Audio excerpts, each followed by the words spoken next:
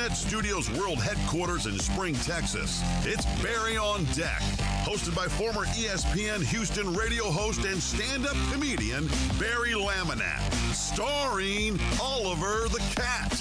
Written by Barry Laminack, produced by Barry Laminack, directed by, you guessed it, Barry Laminack. Featuring sports, entertainment, special guests, film sessions, and some drinking.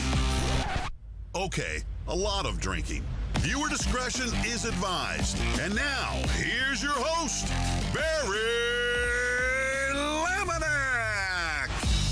Oh, what's up, you damn dirty deckheads? Welcome to Barry on Deck. I am your host, Barry Laminack. Thank you guys for being here. Today is, I don't even know, Tuesday, October 8th, 2024. And this is episode number, I don't know, 850 or something like that of Barry on Deck. Hey, welcome to the show. Welcome to the program. Hey, hello. Hi, how are you?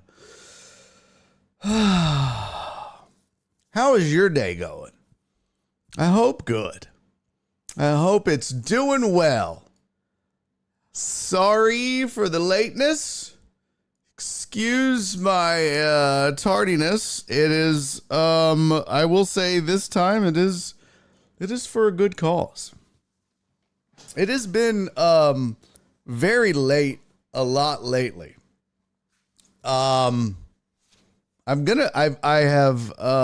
Today I was like, you know what? I'm going to have to reprioritize things. This is getting out of hand. And no, we're not getting a producer, but I got to put a stop to some stuff because this is just this show has started taking a backseat to other things, and I just can't have that. So here's the good news. Bad news is we got a super late start today. Your boy had a meeting that could only take place at 1:30 today. And that's the unfortunate part of it. Unfortunately, doing this and, trying to make this work and make this a thing and trying to carve out some sort of raggedy ass career in comedy and make that a thing and just get some other shit done. It's not easy, especially when you're, fucked up here. So it's difficult enough as it is, and then trying to work around other people's schedules and, trying to promote and stuff like, sometimes we start late because I have to do a podcast. Like the other day I did that podcast. It was 10 to noon. It went long, show up, can barely do show prep. So, the catch-22 is, do I turn those down and not do other people's podcasts so that I don't promote myself and this show? Or do I just say, well, it's part of it. It's part of the problem of having, a live show. If this were a pre-recorded podcast, it's no big deal. No harm, no foul. I was like, there's something on my microphone. It's actually on my screen. I was like, ugh. But it is part of the problem of being live. Today, had a meeting. 1:30 was the only time she could meet. But I had to take the meeting because it's a really cool opportunity. So without going into too much detail, I won't give names, like specific names, but there is a big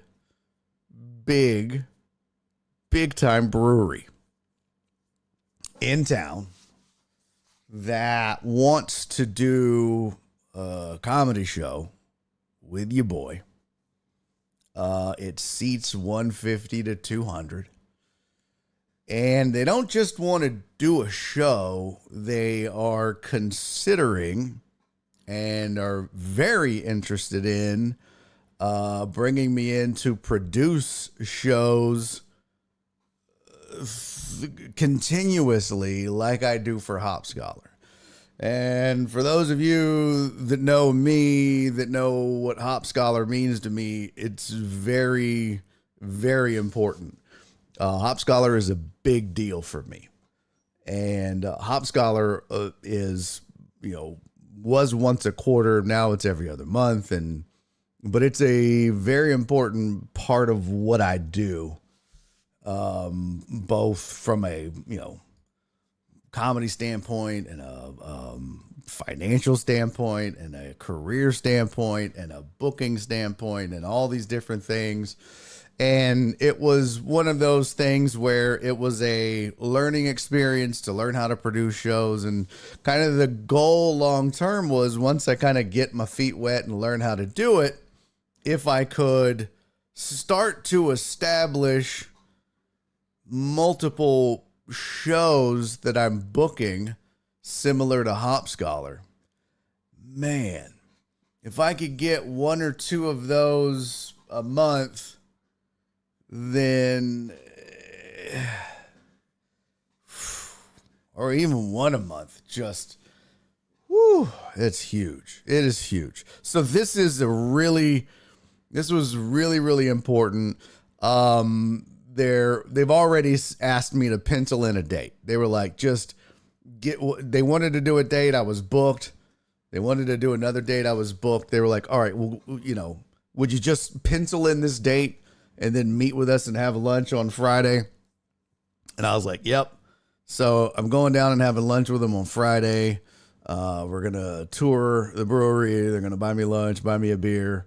And we're going to talk about how we can maybe go forward with a working relationship and try to establish this brewery as maybe a venue for comedy going forward, and doing it the right way so that it lasts and is successful for both of them and me and everybody. So, again, I hated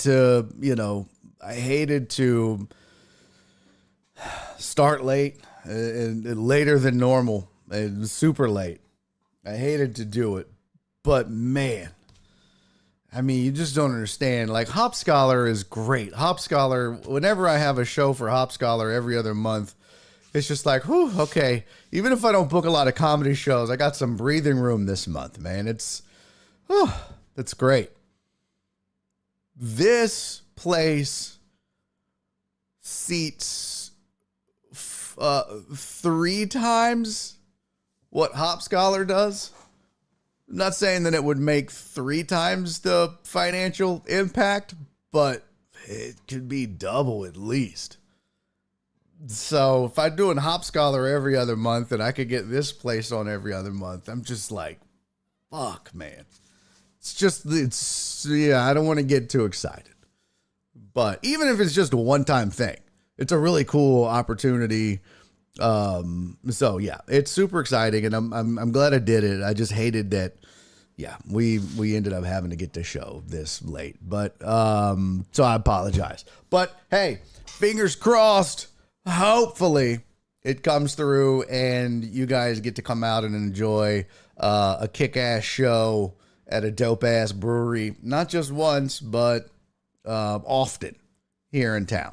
So, nonetheless, we got a lot to do. Thank you, John Dorier. Thank you, Jared. Appreciate you guys. Thank you for the kind words. I always am honest and open with you guys. When shit is going good, I share my good news. When shit is going bad, I share my bad news.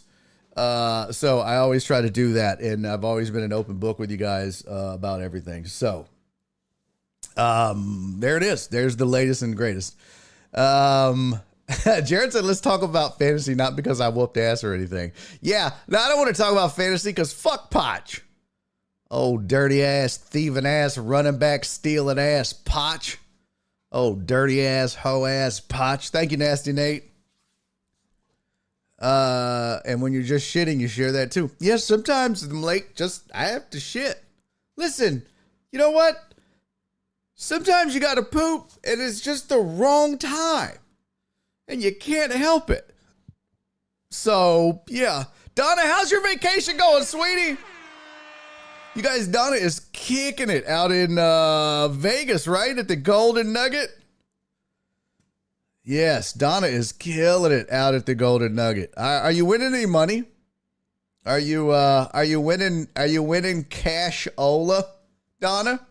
Are you winning? Are you up? Or are you just like, I'm not gambling, I'm just drinking and, buying. Oh, you're in Lake Charles. I was going to say, are you gambling or are you just buying whores? Well, you're obviously not buying whores in Lake Charles. So, and before anyone jumps the gun and is like, listen, Donna doesn't buy, she's not a lesbian. Men are whores too. You guys have to stop putting genders on all these curse words, okay? You got to stop putting gender on all of these terms. I'm sick of this shit. Y'all are sexist. Men are whores. Men are bitches. Okay? Sick of it. Donna could go out and get a whore. You don't know her life. You don't live her life. You don't know what she does. So, suck it, nerds. Oh, good. Donna's even. And you know what? You know what the best thing about that is, Donna? Is if you're even, that just means you're partying for free. That's all that means.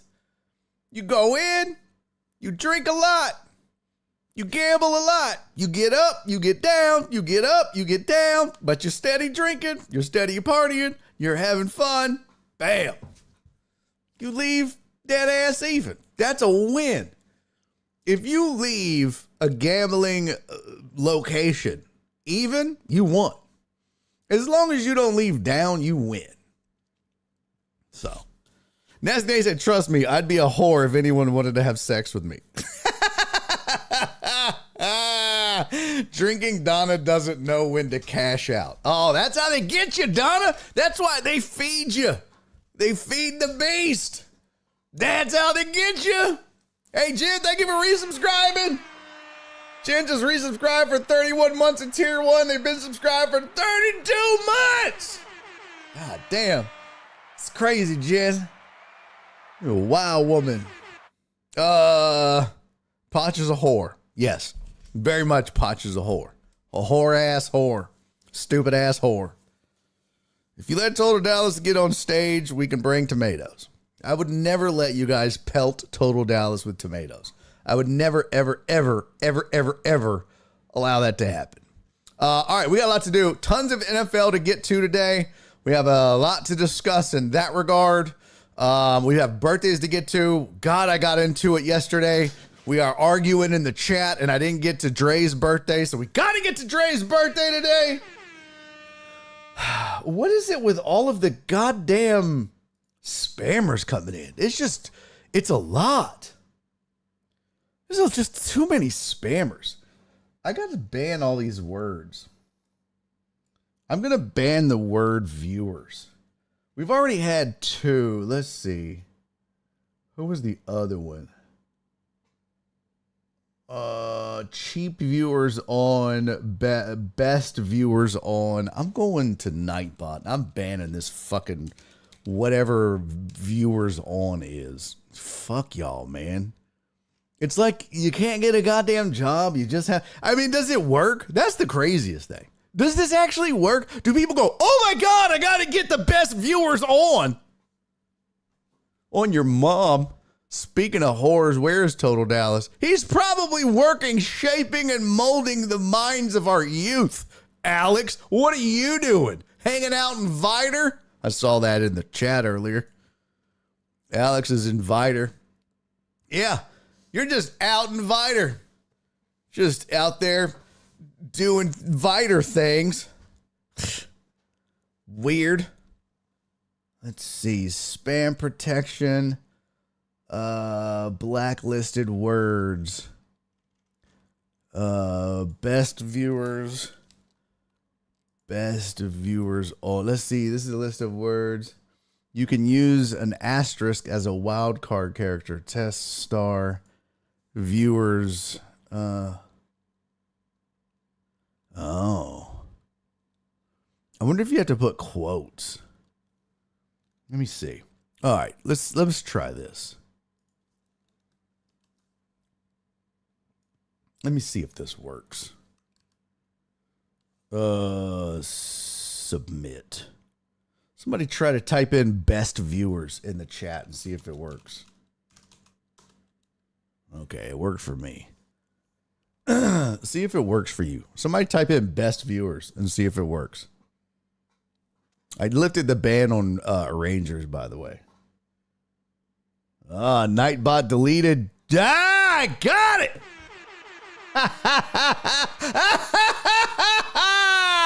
What up, Keith Sager? Well, Donna, it worked for you because you're a mod. But non-moderators, it's not going to work for them. Jared, it caught Jared. Good. Thank you, Jared. Hey, what the? Oh, he spelled it wrong. Best viewers. No, the show's not from, did I go? I was, okay. Best viewers. Yeah. I guess that's, there we go. Yeah. If you spell it wrong, I should probably do that too, right, Jared? Do all the different iterations of it. Yeah. Probably not a terrible idea.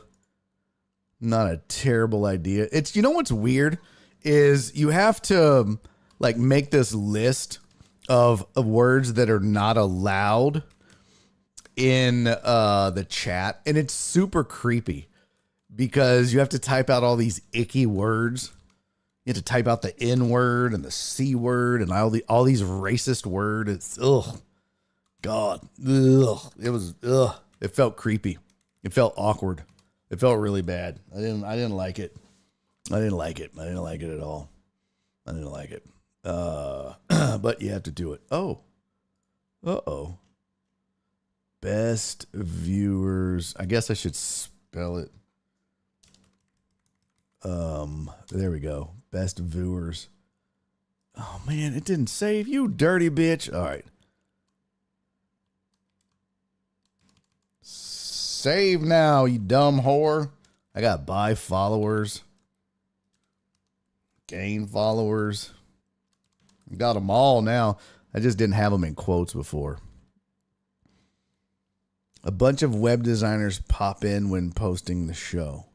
Oh, really? I usually time out. Actually, I have them blocked on Twitter. I don't know. Oh, on your Twitter? Yeah, I could see that. All right, so I think I have those blocked now. All right, so busy day. Busy day. Tons to do. What up, Jeff Bell over on the YouTubes, along with Keith Sager and Aaron Bryant. Thank you guys for hanging out on the tubes. Again, sorry for the lateness. Fingers crossed, though, man. Boy, your boy could use that. Oof, it would be so good. That'll be the next excuse for some big media guy saying something racist. Well, I had to type it into my block list. Yeah, right. I mean, I had it saved on my clipboard. I actually hit Control V and it pasted it and I sent it, and it was just like, yeah, but it was like a 900-word manifesto. I know, it was a whole thing. You copied and pasted a 900-word manifesto into a block list? Yeah, I didn't want them posted a manifesto. Okay.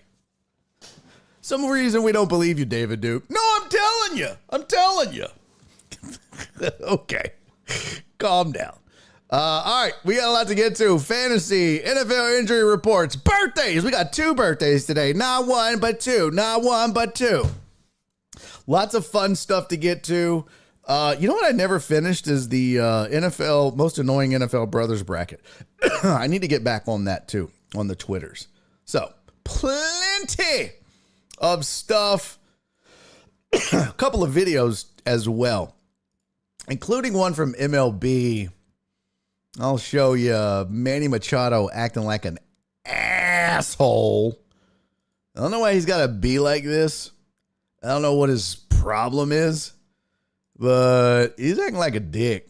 And Manny Machado has kind of always been a dick, but he was like acting kind of like, I don't know, acting like a big old jerk, more so than normal, I guess, in this Dodgers series. And we'll get into that a little bit as well. But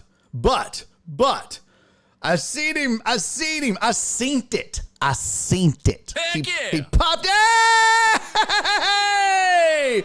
There's a good man right there. There's a good man right there. What up, Sensei Bullrog? Oh, yeah. Donna said I'm loving the smack talk between the Dodgers and Padres. Well, we're going to get into it because Manny Machado took it a little bit too far. We'll get into that. Well, Sensei Bullrog, what's up, man? Thank you for the resub, man. That's 19 months. Damn. But, hold the phone, because I say. Ooh. I'm gonna do a little Jamie for my boy. I got to do this for my boys. Why? Because he tossed a ball into the Dodgers dugout? Yeah, we're gonna get to that. But first, we gonna drink because the doctor is in. And we didn't get to it Thursday. It was so far back. Yesterday, I got into arguing with the chat, more specifically, Jared Taylor and Captain Pope. And when you argue with a captain and a Taylor, you know, shit gets wild and crazy. Well, your boy got into the arguments, and we ran out of time. And because of that, I forgot. Well, I didn't forget, but I didn't have time to get to my boy's birthday!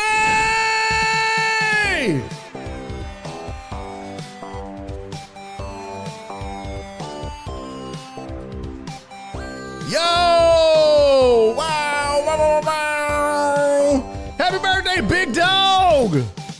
Dre! I busted out the Jamie for my dog. Now, I get the Jameson out on occasions, special occasions, you know what I'm saying? And you might be asking, well, what's so special about Dr. Dre on 290? Well, one, I lived on 290. Not like him, but like, yeah, Jersey Village, suck it nerds. Two, Dre and I are both ex-Jersey Village Falcons. So, yeah, Jameson up for my Falcon. Yeah, so we're gonna do that. Oh, God, just pouring it. It makes me look. We're gonna do that. So we got two though, but we gotta do this special for my boy.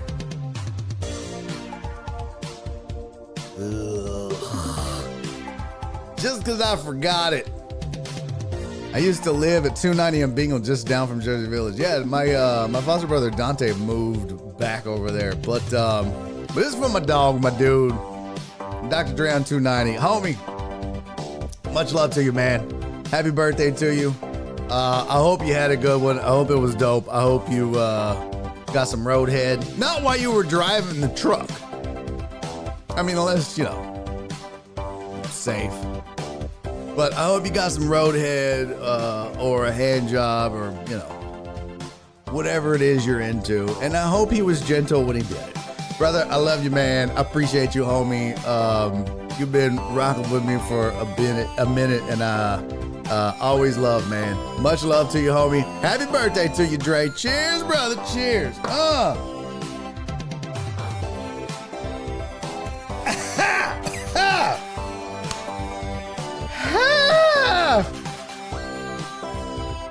God damn. It's so gross. It's so gross. God bless you. Love you, Dre. You know I love you for doing that. Ugh, God damn. Katie's not here. But it's also Katie's birthday. Ugh. God damn. Katie don't get a shot. I mean, I'll do a Diet Coke shot, but I ain't. You got to be here for that one. But happy birthday to my dog Katie, man. I wish Katie could hang out more. Katie's always a good time in the chat. It's always fun to have Katie in the chat talking sports. I miss playing Call of Duty with KD a lot. But Katie is a great member of the Deckhead community. I wish he could be in the show more. His ass done moved up to Dallas, where he is thriving, him and his family, which I'm super happy for. I think it's great. But I miss him in the chat. He is on the Discord on occasion, but he's still one of us. He's still down with us, and I still love him. So happy birthday to you, Katie. I hope it's fantastic. I hope it's great. I hope you get your hairline fixed. That was not okay. Who did that? Who put that on the cue card? Oh, I did. That was not all right. Love you, Katie. Happy birthday, brother. Cheers. And we got a whole birthday song in just for the two of them. Most of it was Dre, but he deserves it. All right. Happy birthday to you, boys. Happy birthday, fellas.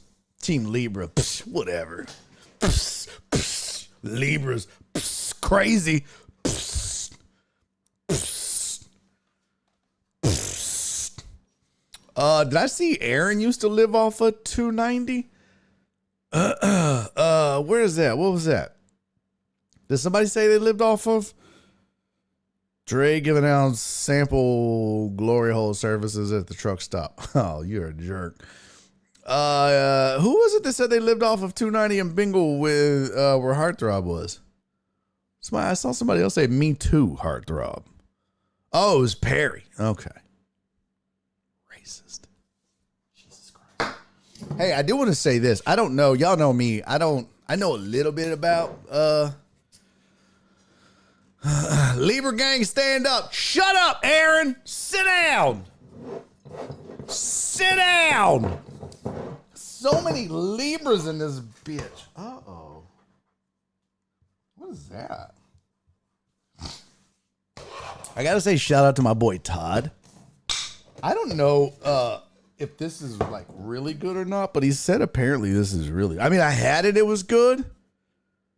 But I don't know where he was, but he brought back I think it was in Austin. He was out there doing some like spaying and neutering in Austin. They had like some thing going on. He volunteers a lot. My boy Todd, who owns Hop Scholar, he also owns Rayford Animal Wellness Clinic. That's the Bullrock said. Astrology is for the devil. Truck driver Pookie said that.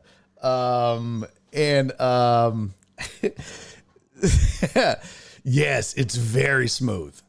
But he was out there, and I guess he was somewhere where they have exotic whiskeys, and he picked up 2 bottles of this because he's like, I can't find it anywhere. And so after our show at Hop Scholar, he was like, let's drink. And so we did. Is that a lot? Is that a lot? I don't know. We drank and smoked cigars. And then he was like, take it with you. What? He was like, just take it with you. And so he gifted me this bottle. He was like, just take it. Yeah, that 100 proof hits. Yes, it does. I ain't gonna lie. We drank and I finally was like, Todd, I gotta stop, bro, because I gotta drive home. And this is why I didn't get home until 4 a.m. after Hop Scholar, because I had to just stop. But it was so good. Someone will probably pay $20 for the empty bottle. Are you serious? Yeah, but this shit was delicious. And yeah, I don't even know. Like, I'm not like a bourbon. I mean, I love whiskey. I love bourbon. I'm still not at that level where I know, like, I know certain things. Like, I just bought some Whistle Pig. I know I love certain things. I love my Uncle Nearest. He's not like my uncle. Like, boy, I sure love my Uncle Nearest and my Aunt Patty. Like, no, it's like whiskey. Like, I love, anyways. But there's like certain, like, I like Crown, but I only like Crown mixed. Crown straight is just, But I like a Canadian whiskey when it's blended. Not blended, but when it's mixed with a mixer, like a Diet Coke or a soda. Because it's a sweet whiskey anyways. So Canadian whiskey when it's mixed with something, but otherwise, like last night, I watched Monday Night Football on the patio, smoked a cigar, and just had a glass of Uncle Nearest Neat, 1865. Isn't that what it is? Uncle Nearest 1865? Is it? Am I getting that wrong? See, I don't even know my own. Yeah, 1856. Sorry. Yeah. Definitely not the 1884. Which is the more expensive one. Yeah, but it's the 1856. It's like $43 a bottle, but it's so good. Smooth. So yeah, that's my that's what I like to drink while I'm smoking a cigar. Can we use the cough button for the burping? I really want to punch you in the gut every time you do that. It sneaks up. I'm sorry. I don't have a cough button. I mean, I can mute this and be like, hey, Amos, fucking ass. What? I mean, I could try to remember, bro. I realize it's kind of gross, but it's just, at least I don't fart on the mic. Anyways, shout out to my boy Todd for this. This is definitely not a shooting whiskey. I know that. That was very nice of him, though. Very nice of him. All right, let's get to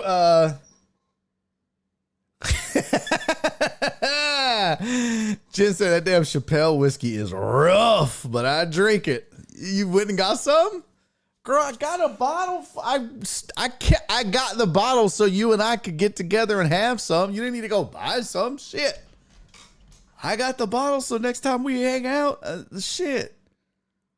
I literally got it for you and me. That's literally his bottle. Did I share that story with y'all?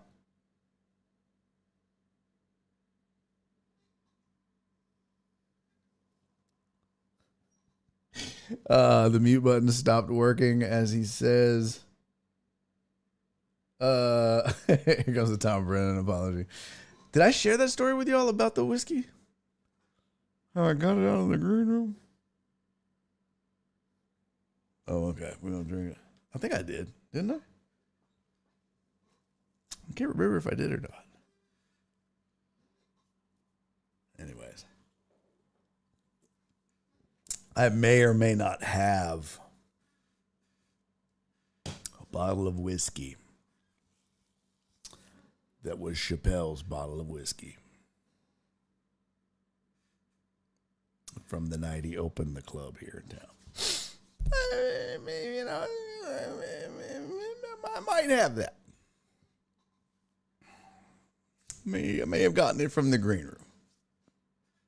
I mean, I might have that. That might be a thing. It's whatever. It's pretty cool. Yeah, it's not the greatest either. I looked at the price on it. I was like, but apparently, Jen, he has a different whiskey he drinks. Like, that's his club whiskey. Does your whole house smell like nicotine? No, I smoke outside on the patio. I don't smoke inside, bro. Nora would kill me. I go outside on the patio and smoke. You're crazy. Oh, I didn't tell y'all the story about it, Trey? I think enough time has passed. Yeah, so basically, here, let me show y'all this real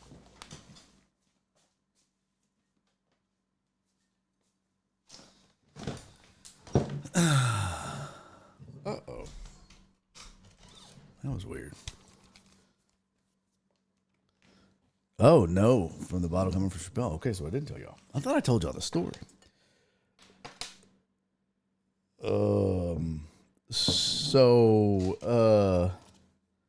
He had... What? I didn't get the joke. Oh, no, from the bottle coming from Chappelle. Got it. Yeah, so he brings certain whiskeys. Like he has club whiskey, and then he has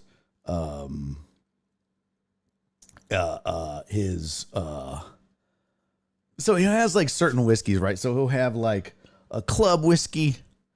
When he goes to clubs, he'll have certain requests, and when he goes and does theaters, he has certain requests, right? And then like, so this was the whiskey bottle that he was drinking. In fact, you can see this is not the top that goes to it. I had to get this from my collection because we couldn't find the top, but it was in the green room. And it was there, and he left, and they were getting ready to throw all the shit away because they had to buy a new bottle each night. And they were like, "You want it?" I was like, "Fuck yeah, I want it.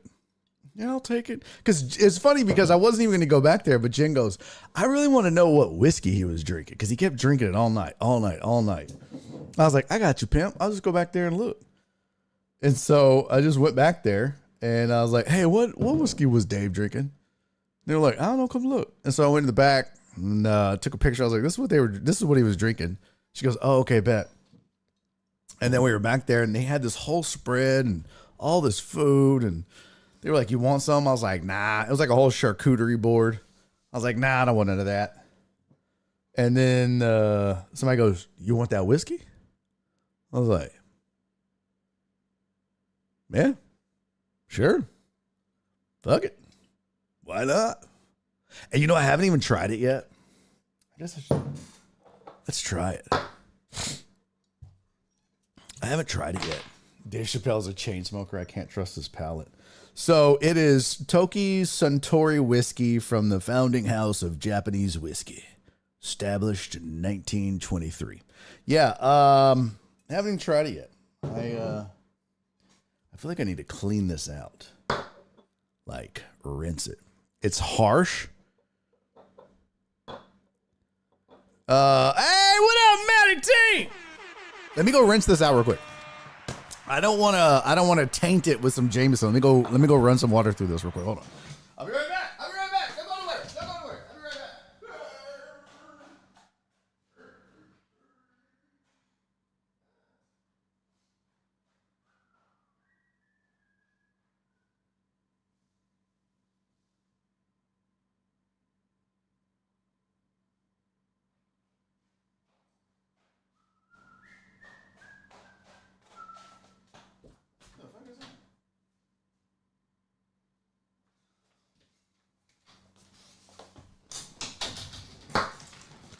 But yes, here was my...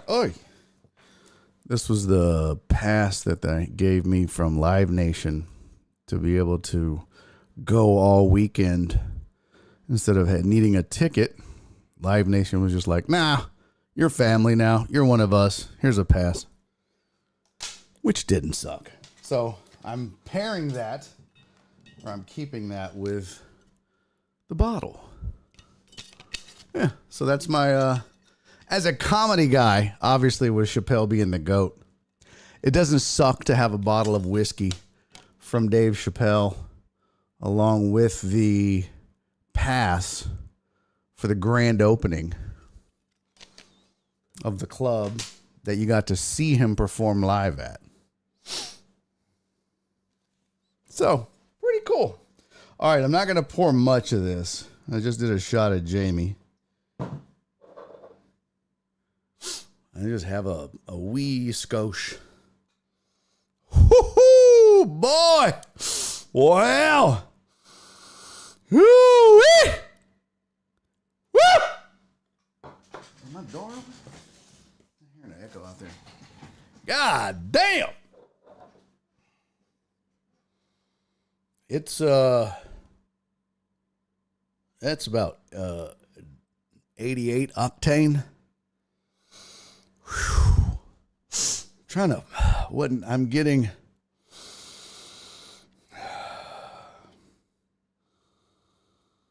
It's very medicinal. Whoo! What up, John Dorier said, and good night, folks. That is some bitch. What is this? This is 86 proof? That's it? Okay. Oh, boy. Ugh. Yeah, it, let me see. Like I do for Cisco when I do wine. When he taught me how to. Let's see.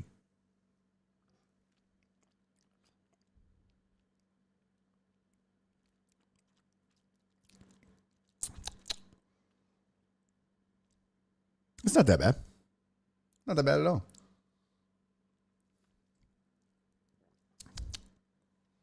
Heck yeah! Yeah, that's not that bad.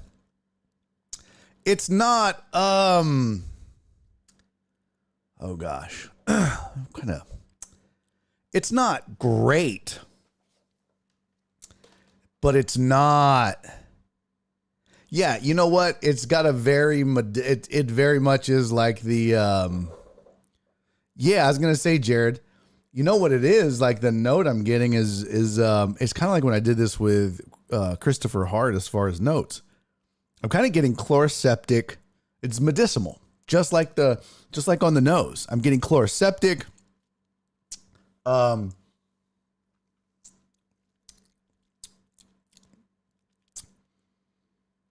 of floral.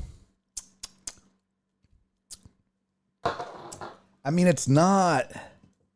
Yeah, and maybe I just drink too much whiskey now. I guess if I, yeah. Oy, shit. Not as bad as I thought, just from the nose. Just that it made my stomach burn, but it got better. It wasn't as bad as I thought it was going to be because the nose was, whoo. But of course I didn't, a bunch of it either. I could have been worse. I thought it was going to be worse. I really did. I thought it was going to be worse. How was that, Amos? You happy? Huh? Amos did that for you. Yeah, it wasn't bad. Excuse me. Let's see. Oh, you guys are Jared and Sensei Bullrog are talking about Uncle Nearest. Yeah, the person who opened the Uncle Nearest said Uncle Nearest isn't the first African American master distiller, and that he didn't teach his craft to Jack Daniels. Really? Really? Yeah, I'm with Jared on that. From what I recall, that's the story behind it, is that Uncle Nearest is the one that taught Jack Daniels how to make whiskey. Let's see. Uncle Nearest Wiki. Let's see, Uncle Nearest Wikipedia. Nathan Nearest Green was hired as the first. Here's an image of him. Oh, look at that. That is not what I expected him to look like. Y'all want to see what Uncle Nearest looked like? There he is. 1904 image of Jack Daniels. Seated to his right is likely George Green, the son of Nathan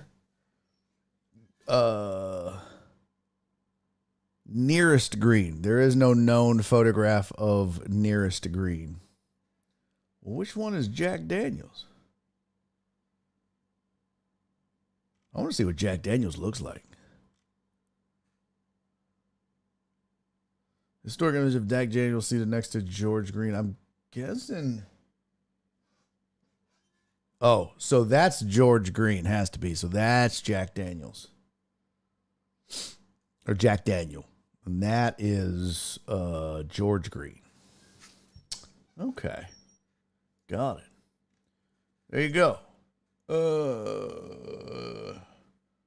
Nearest is in 1860s, was an American head distiller,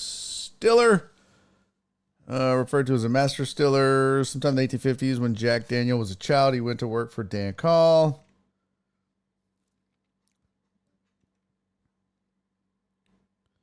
Known as Nearest Green or Uncle Nearest, he played the fiddle. Let's see.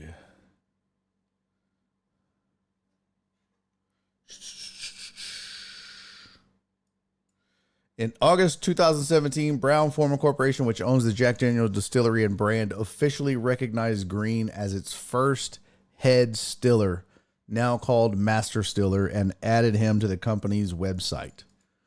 In October 2017, Brown-Forman added his legacy to its official tours and a large display at the Jack Daniel's Visitor Center. Yeah.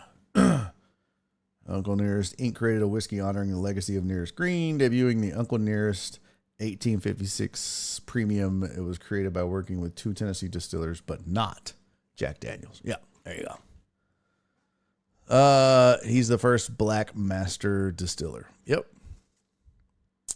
I was under the impression that it was stolen. He was saying it was stolen.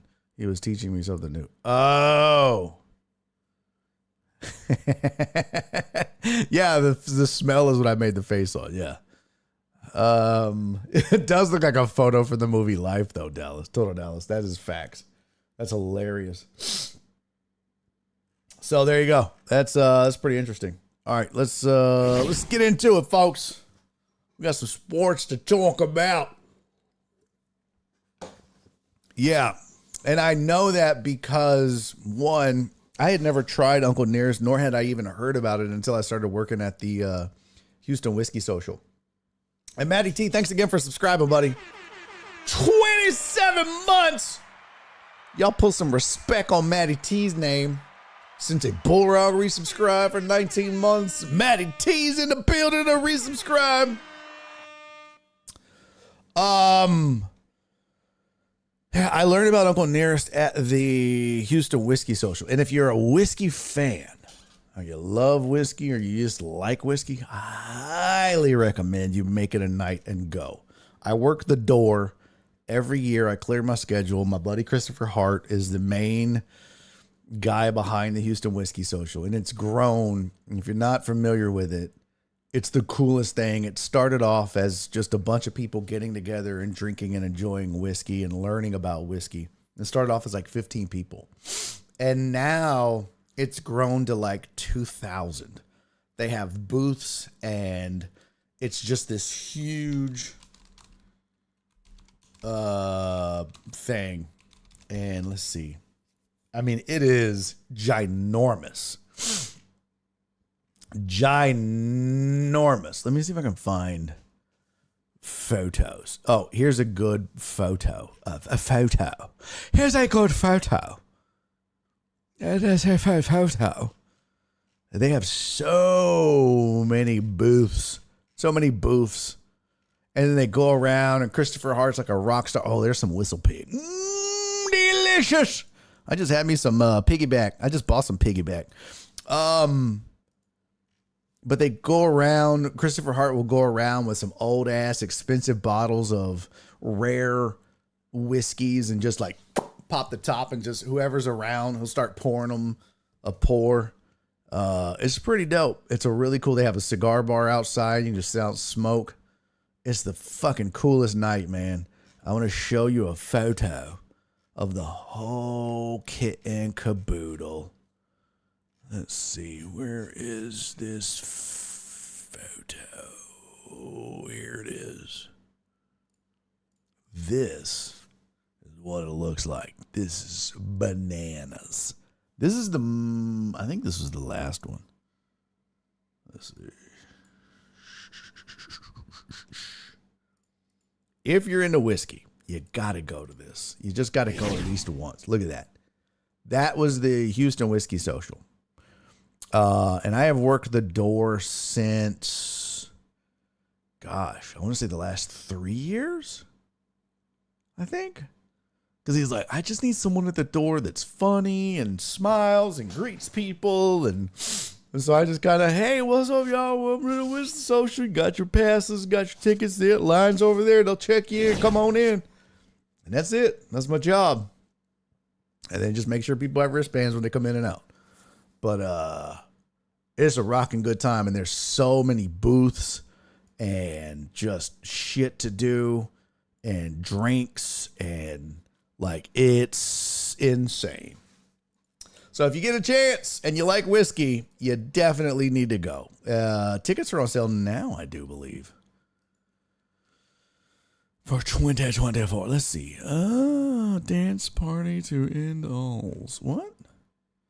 They're doing a dance party. Oh, dance party to end Alzheimer's. Let's see. Say hello to Whiskey Pete. Hello, Whiskey Pete. 2024. It is November the 16th from 6 to 9 p.m.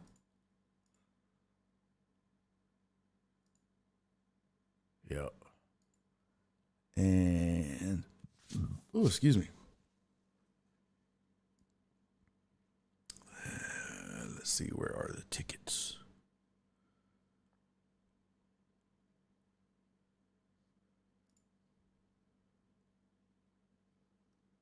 No, they're not on sale. Oh, yeah, it says going fast. There we go. They still are on sale. No refunds. Get tickets. Okay. Yeah, they're $95 for general admission and $155 for VIP early admission. $145. Oh no, that's early bird VIP. Those are done. Sales ended. Early bird general admission $85. His sale is ended. Yeah, crazy. Yep, good times. You should go. All right, let's get into some sports. I have on my hands tonight's top 10 list. Let's do some headlines and then let's get into some NFL. Come on!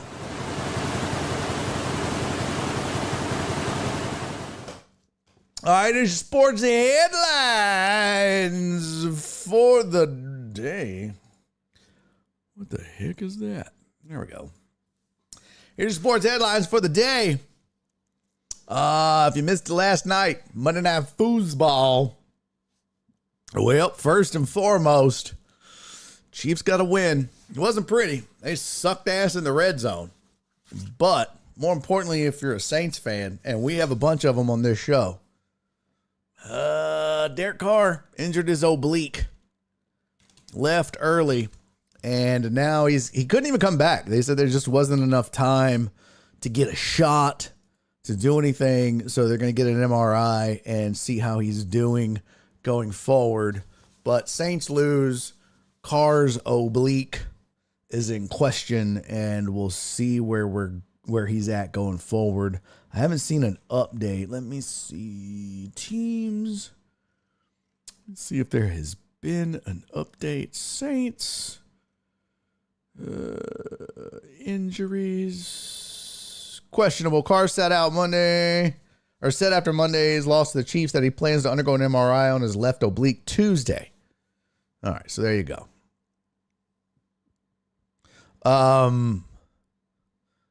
Does whiskey last forever? Can I save my BOD prideful goat for when the Cowboys win another Super Bowl? Yes.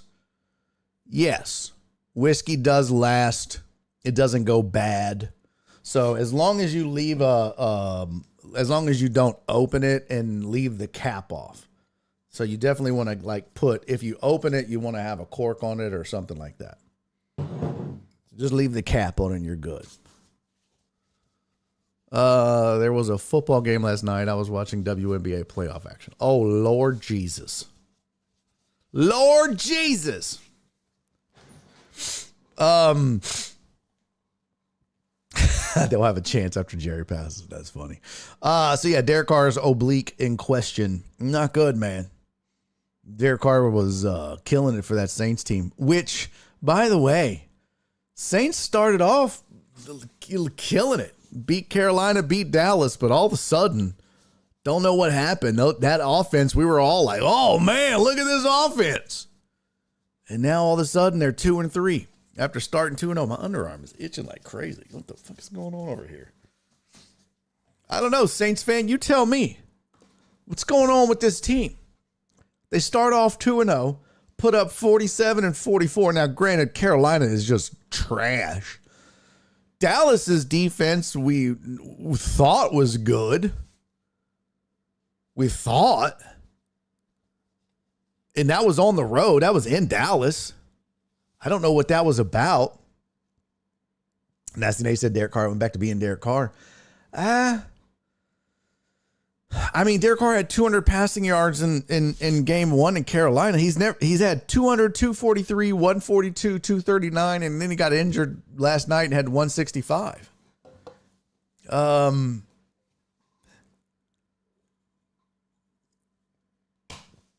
don't know.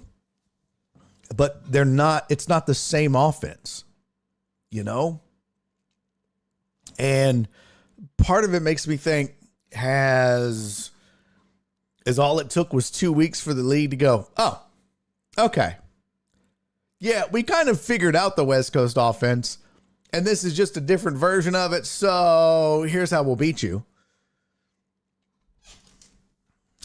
Perry said they are who we thought they were.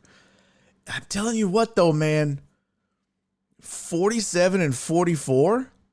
How do you go from 47 and 44 to scoring 12, 24, and 13?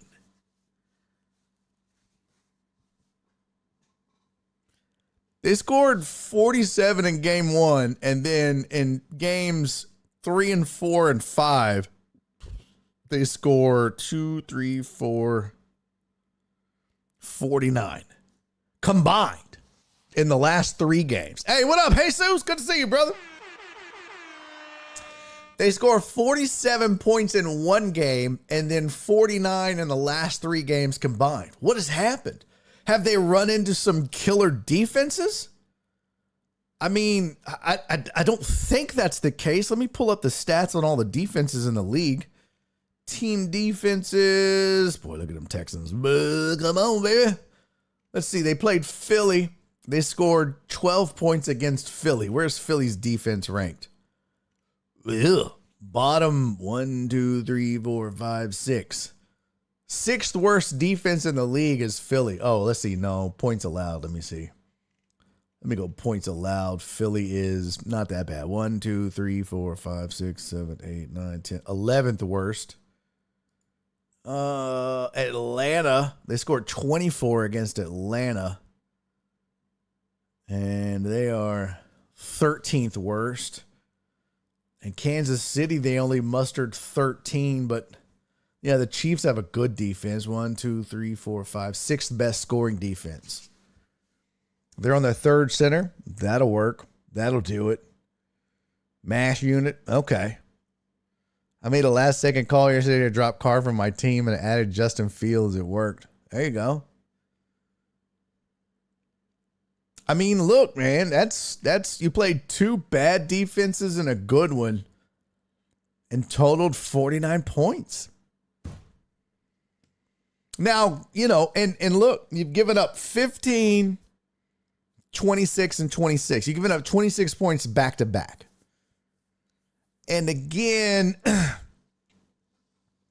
is this a product of 26 is the most they've given up this season. That's two weeks in a row they've done that against Atlanta and Kansas City. And I haven't watched the games, but is this a case of the offense putting them in the hole, turning the ball over? I don't know. But this is not the same Saints team that we saw in weeks 1 and week 2. And 3rd string center's not great. But, man, Saints have some talent. I don't know why my underarm is itching so goddamn much. It's crazy. But that's tough, man. That's a tough go for sure. New lawsuit against Deshaun Watson was resolved, a lawyer has said, or the lawyers say. Let me see where this is at. Where the frick did it go? I had the damn... Oh, man. Okay. What the fuck happened to my link here? Okie dokie. I have lost my shit. Oh, show prep, BOD data. There it goes. Hey, there it is. All right, here's from the link. 1 month after the lawsuit was filed, the case has been resolved according to the plaintiff's lawyer. We have now resolved our client's claim with Deshaun Watson. The settlement is confidential. Rusty Hardin later also confirmed that the case has been resolved. According to the lawsuit, which was filed September 9th, in Harris County, the alleged actions occurred in October of 2020 before Watson and a woman identified as Jane Doe, and the court filings were set to have dinner at her apartment. Watson was a member of the Houston Texans at the time. Watson denied the allegations in a statement issued by Hardin. The NFL has been reviewing the complaint under personal conduct policy, but the league did not place Watson on the commissioner's exempt list because there have been no formal charges filed and the review had just begun. The league spokesperson declined to comment Monday. Here's the thing. Busby previously told ESPN that the woman, as well as two additional witnesses, planned to speak with the NFL. He did not immediately respond to a request for comment on whether the woman still intended to interview with the league as part of the investigation. Here's the thing, and this is kind of the part I have a problem with.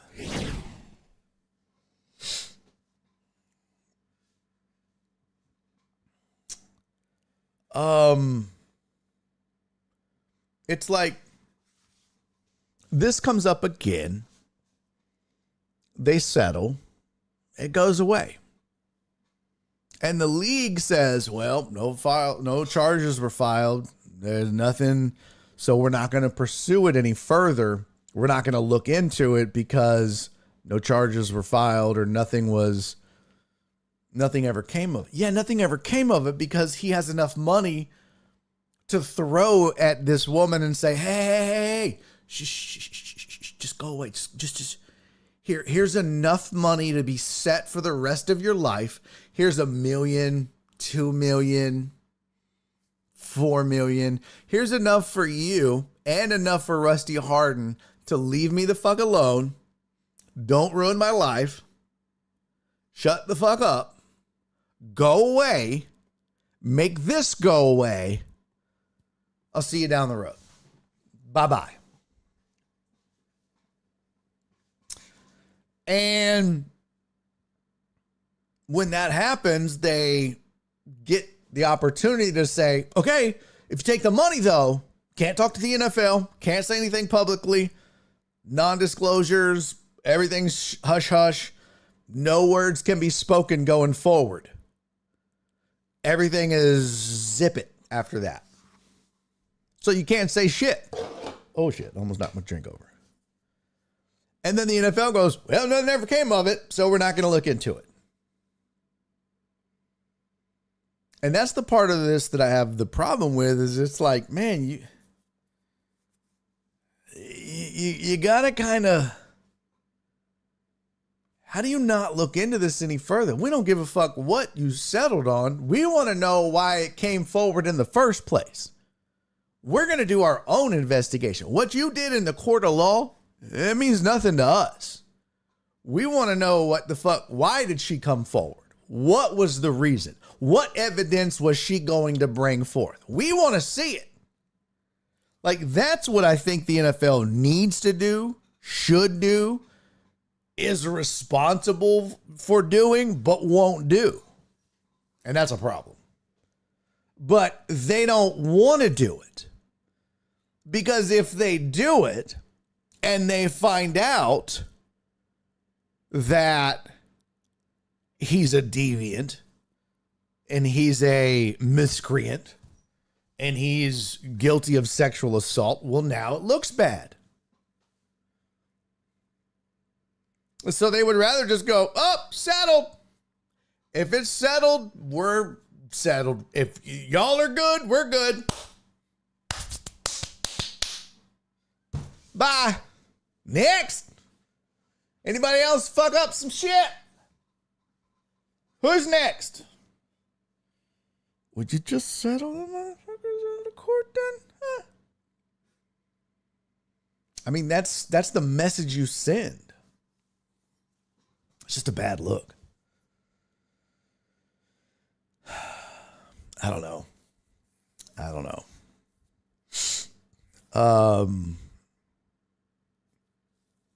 And on the flip side, I want to share something I don't think I've ever shared.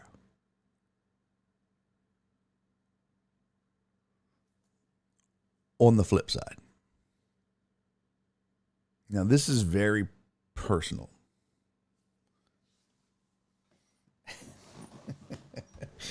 Tony said, do the Browns want Mills for 2 first-rounders?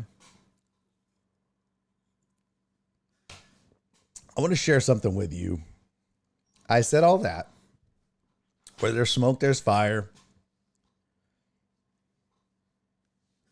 Yeah, that's true, Nastany. Watching him fail was karma at work.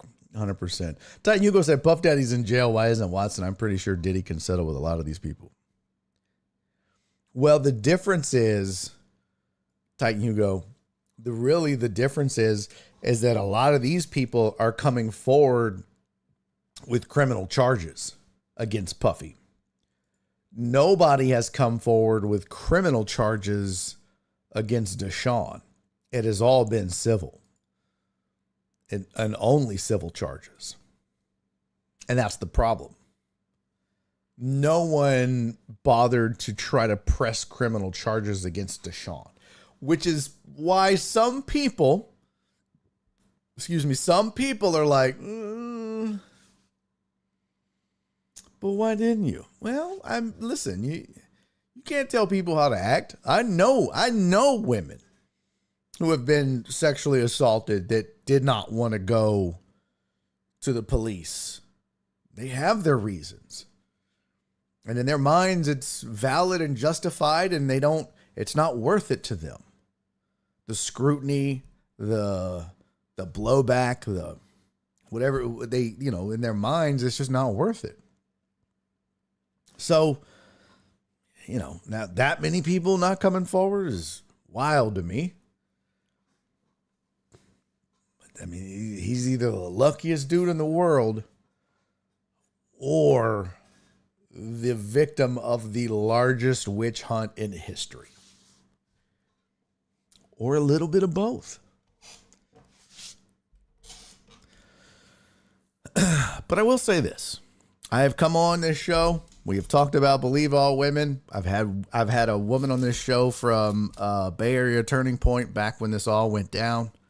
And we talked about why it's important to believe all women, why it's important to listen when a woman says she's been sexually assaulted, why it's important to let this play out in a court of law. We have seen it on both sides. We have seen women come forward and be dishonest and ruin a man's life by lying. We have also seen women be ignored when they come forward and say, I've been sexually assaulted. Well, were you dressed provocatively? Blah, blah. All of that misogynistic bullshit. So we've seen it from all fronts. And I've tried to address it many times on this show. And I will always be in the corner of believe all women. And believe all women doesn't mean all men are guilty. That's not what it means. Despite men wanting to say, that's not what it means. As much as you want to get upset about it, get your little pee-pee hurt, believe all women doesn't mean all men are guilty. Believe all women simply means when a woman says she's been sexually assaulted, you take her for her word and put that case into the criminal system and let it run its course. The truth will and should come out. And if she is lying, that will be made known. And if he is innocent, we will find that out. But for far too long, women have come forward and been ignored. Nah.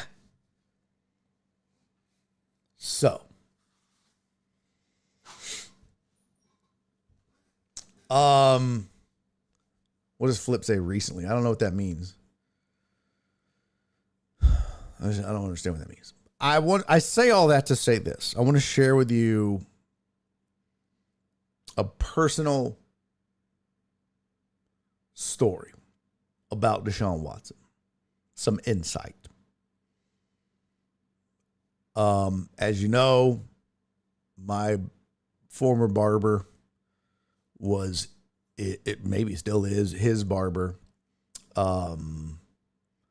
And I got a lot of personal insight on Deshaun through him.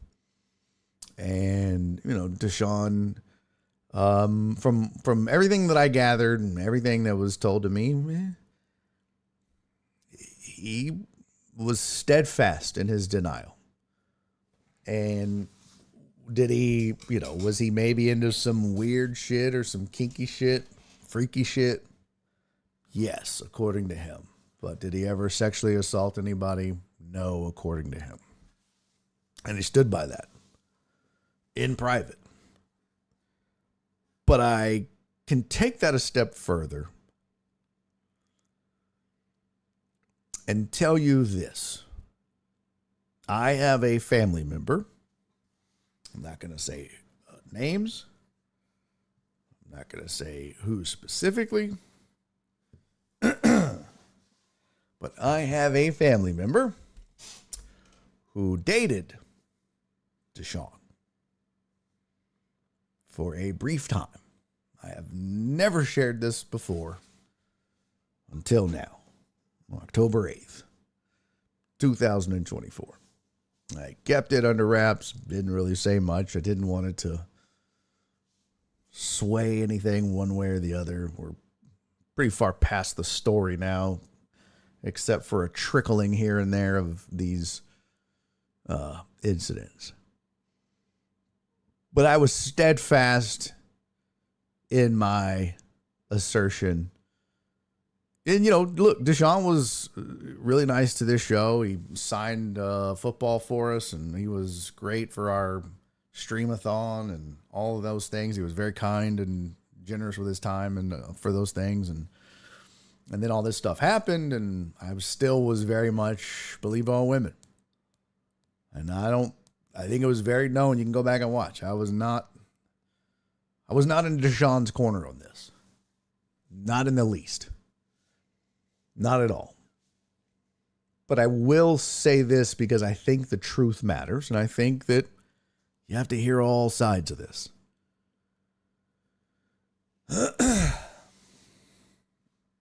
I have a family member that, for a brief time, dated Deshaun Watson. A couple months, maybe not even that long. But she said, in her own words, that he was never anything other than a gentleman. That he never did anything creepy. He never crossed the line. He was never overly sexually assertive. He never forced himself on her. He never took things too far. Now, does that mean that he is innocent? No, it does not. But when you have someone that has a personal experience with someone, it matters. And so I just wanted to share that. And does that mean anything? No. It just gives you a tad bit of insight from a different perspective. That, yes, I have someone in the family that dated him briefly. Nothing but nice things to say about him. As a man, as a gentleman, as a boyfriend. Nothing but nice things. Take that for what it's worth. And I will end that sentence and pick it up by saying, believe all women. And I hope he gets whatever he deserves. And that's a open-ended statement. If he deserves nothing, I hope he gets that. If he deserves to go to jail, I hope he gets that. So,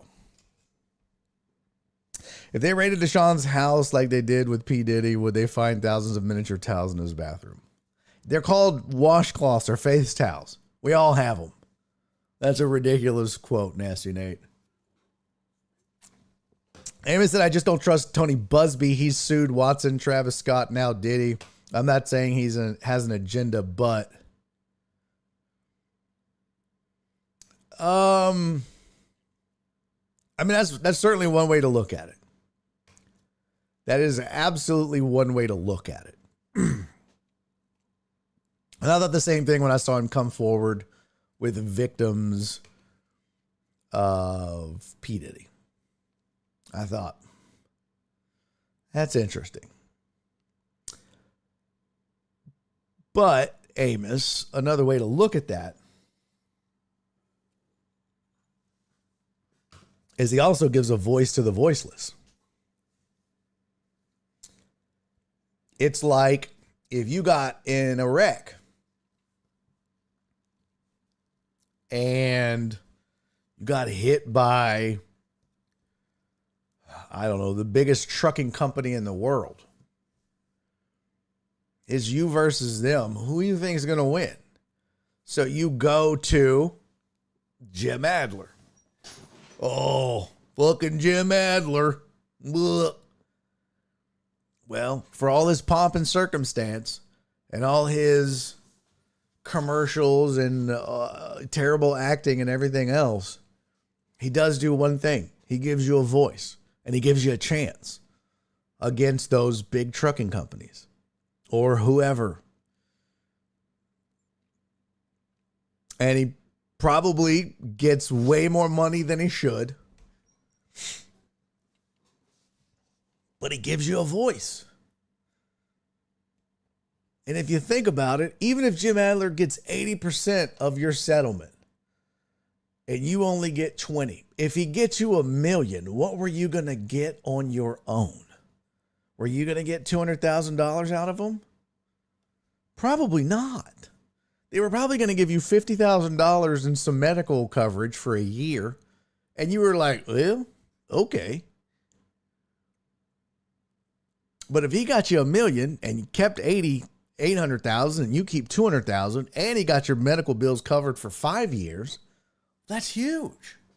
And they fucking hate him for that. And he's raking it in. But everybody won except them. Because he hammered them for $1 million. Okay, I can't do it like Joel does it. So I'm just saying. I get it. Busby comes across as a slimy son of a gun. I don't disagree with you, Amos. As soon as I saw him, I'm like, I'm here to tell you right now, I'm representing people that have been diddled by Diddy. It's like, oh, fuck. Okay. What? Really? Let me guess. You got any Weinstein clients? You got any Cosby kids in the back? And all jokes aside, he is still giving potential victims a voice.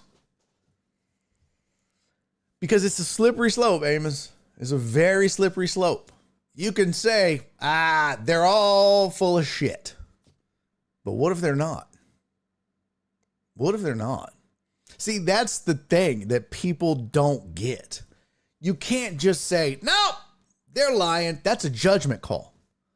You can't say Tony Busby's full of shit and so are all of his clients. That's just you having an opinion. That's the purpose of the court of law, is to determine fact from fiction, truth from lie. And they're supposed to be able to determine if Tony Busby and his clients are full of shit or not.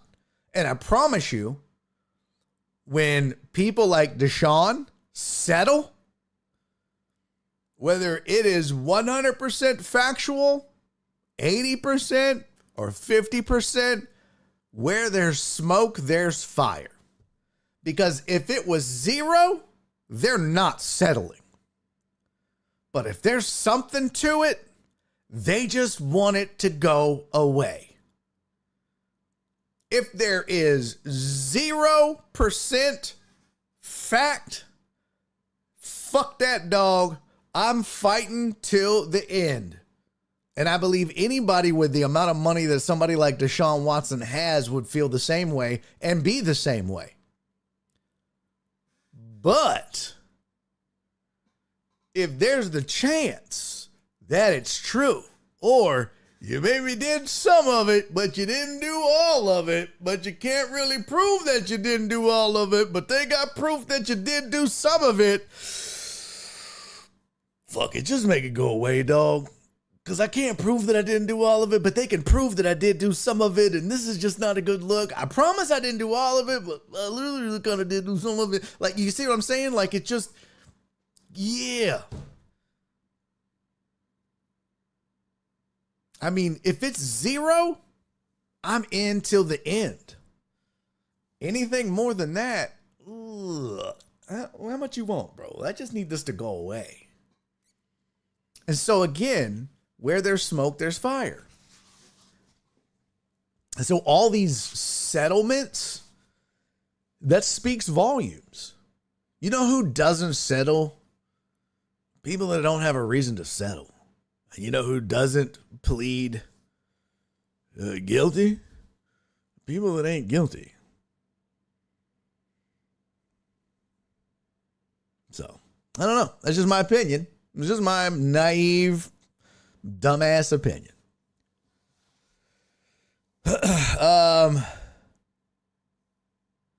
Jared said, if it wasn't for my wife, I'd be paying $1 million a month for internet and cable. You got to have some representation. Yeah, see?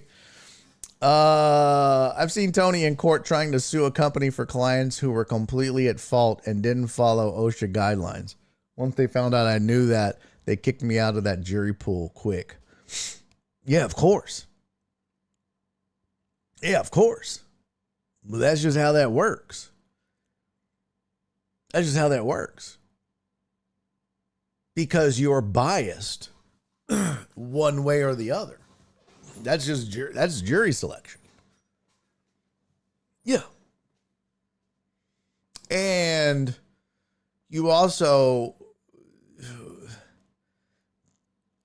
I would say that is an opinion.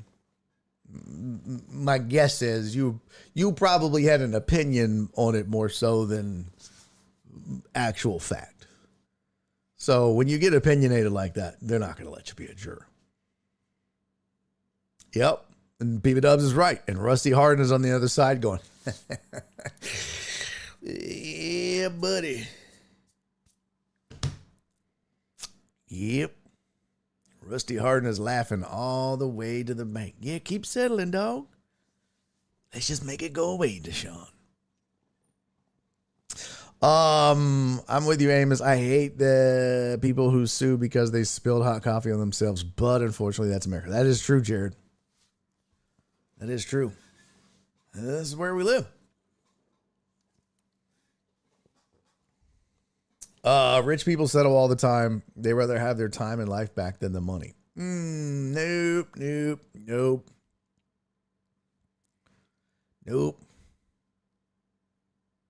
That's right, Dre. I mean, I agree with you, Dre. That's what I'm saying. You know who doesn't settle? Peeps that don't touch women when getting a massage. You know who doesn't come forward?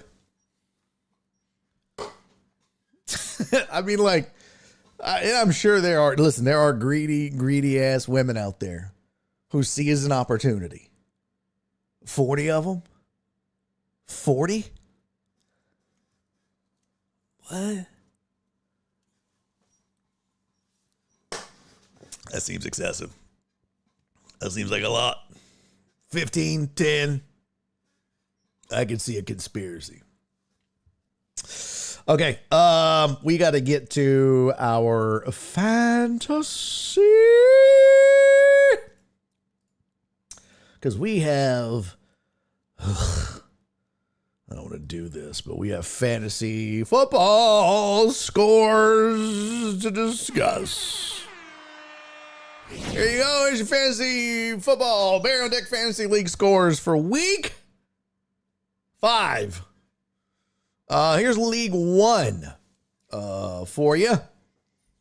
This is Jared Taylor versus KD. Beer for breakfast. Good Lord, Jared. Good Lord. Jared Taylor beat KD 146 to 105. That's an ass whooping. Jesus Christ. Sorry about all the reds. Just ignore that. That's not supposed to be like that. I didn't change them because I was in a hurry. I was running 8. Skiggity's mad. I lost by 4/100ths of a point. My God, that sucks, bro. Chris from Sam Houston taking another L. 121 to 106. Damn. 121 to 106. Cisco beat Tony the Handsome 145 to 127. The Penix Mightier beat Tony the Handsome 145 to 127. Hanging with Hernandez. Jesus, what a terrible name. Keith beat Brian's best team, BZH 420 103 to 93. And finally, FJ's Hail Mary team beat Black Sheep 120 to 108. So there's your League 1 finals. And in case you're wondering about the standings, see, let me go sort these over here real quick. Hold on. Format, data, sort range. Here we go. Oh, shit. Don't you tell me what to do, sir. And or ma'am. Let's see. Let's column C first. And then column D, I think. Yes. Yes, that is it, sir. Yes, that is it, sir. Here we go. This is, oops.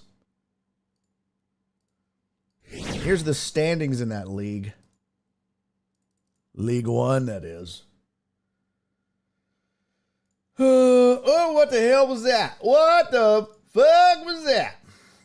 Fistful of Assholes 5-0.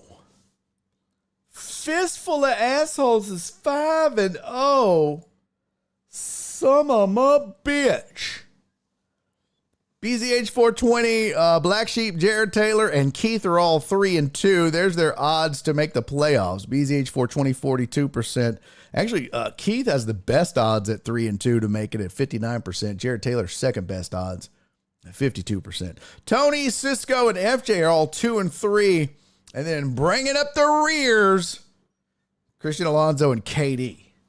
KD has the lowest point total of the league at 515. Sucks to be you, buddy. All right, League 2. Fuck, do we have to do this? We have to do this? Huh? League 2. I don't even want to talk about it. Potch, you dirty bitch. Potch won. I don't even want to talk about it, but only reason Potch won, and the only reason Potch won is because he had a better waiver wire priority than me. Because he ends up with Chuba Hubbard, whom I was going to go draft. 17-point swing right there. Because I was going to draft Chuba Hubbard, and then Aaron Jones got hurt at the half. And that was the difference in the ball game, folks. Chuba Hubbard got him 17.5 points. Aaron Jones was supposed to get 17 and got 6. There you go. There's your difference. So fuck you, Potch, you dirty bitch.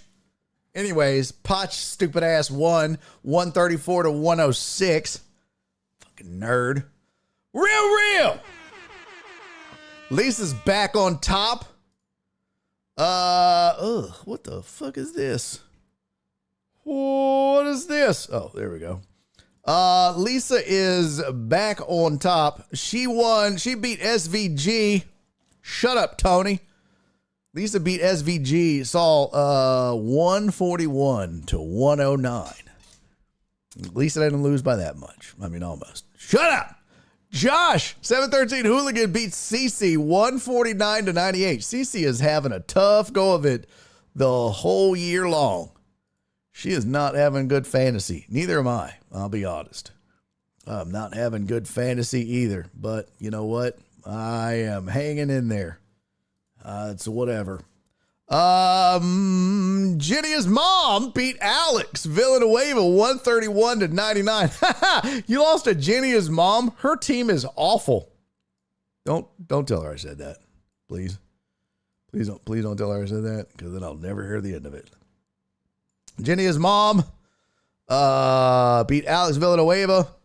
And lastly, oh man, look at that. Truck driver Pookie beat Clarence. Damn. 128 to 127. You talk about a close-in. That's a close-in. 128.24 to 127.29. Truck driver Pookie beats Clarence. So standings in League 2 look something like this. Everybody all bunched up together at 3-2. Look at that. 3-2, 3-2, 3-2, 3-2, 3-2, 3. Everybody's 3-2. And here's their percent chances to make the playoffs. Clarence has 71, so does SVG. Jenny's mom has a 50% chance. And then Alex and the Real has 44. Truck driver Pookie 34. Josh has 37. Potch has a 20% chance. And I have a 13% chance along with CC's 6% chance. And you want to know what pisses me off? Look at that point total. Look at that point total. Look at all these mealy-mouthed, raggedy-ass bitches with way less fucking points than me. You dirty whores. Look at that. All of y'all can suck it, nerds. Oh, look at this. 3-2. Fuck y'all. I hate you. It's obvious my team is superior. I have the fourth best team in this league, and it's not even close. It's not even close. I really have the best team in this league, by God. It's just been riddled with injuries and terrible luck.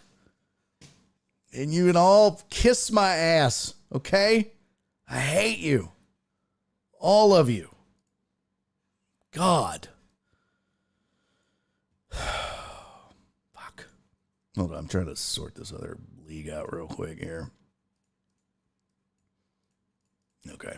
All right, League 3's scores look like this. Ice Cold takes it. Sounds like a Yankee fan. Shut up. League 3 looks like this. Oh my God. Jeff Bell, 172 points. Jesus Christ. Uriel never stood a chance. Yeah, Jeff Bell beat Uriel Villanueva 172 to 115. Oh, skiggity. Oh my God. Jeff, you whooped his ass. Jeff, did you get the highest point total of the week? Yes, and it wasn't even close. God damn, Jeff Bell with the highest score of the week, and it wasn't even close. No one even came close to 172, Jeff. Shit. Dubs, you dirty, dirty, dirty bitch. PB Dubs beat Skiggity Biggs 115.56 to 115.52. What the like, what was the deciding factor here? What is .04? How do you, what is that, like a one reception? Oh my God. I would be so angry. Let me just tell you. Total Dallas beat Sylvia. Romocop Protects beat BOD Swifties 146 to 127. Oh, another close one. Woo! Dr. Dre on 290 ekes out a victory over House. Doctor's Orders beats Rev's House 114.84 to 114.74. Woo! And then AJB on the scoreboard. Watch out now. Dark Nola 40 beat Amos 133 to 105. AJB getting it in. Let's go. There you go. And their standings looking like this. Dre is in the lead in that league 4-1 with a 75% chance to make the playoffs. Sylvia, Uriel, Total Dallas, Amos, PP Dubs, all 3-2, with Uriel with the second best odds to make the playoffs, followed by Sylvia, and then Amos and Total Dallas, and then PP Dubs. Jeff Bell and Skiggity at 2-3. Boy, look at that. Skiggity, the difference between the two is 0.04 points, being 2-3 and 3-2. Son of a bitch. And then AJB on the board now, 1-4, and Rev House floundering at 1-4 with 495 points. Damn, that would make me angry. And what the shit, BOD? No. Oh my God, I gotta pee so bad. I may have to take a quick potty break after this. Where's fantasy at? Barry on deck. Fantasy. Where the fuck is the fantasy?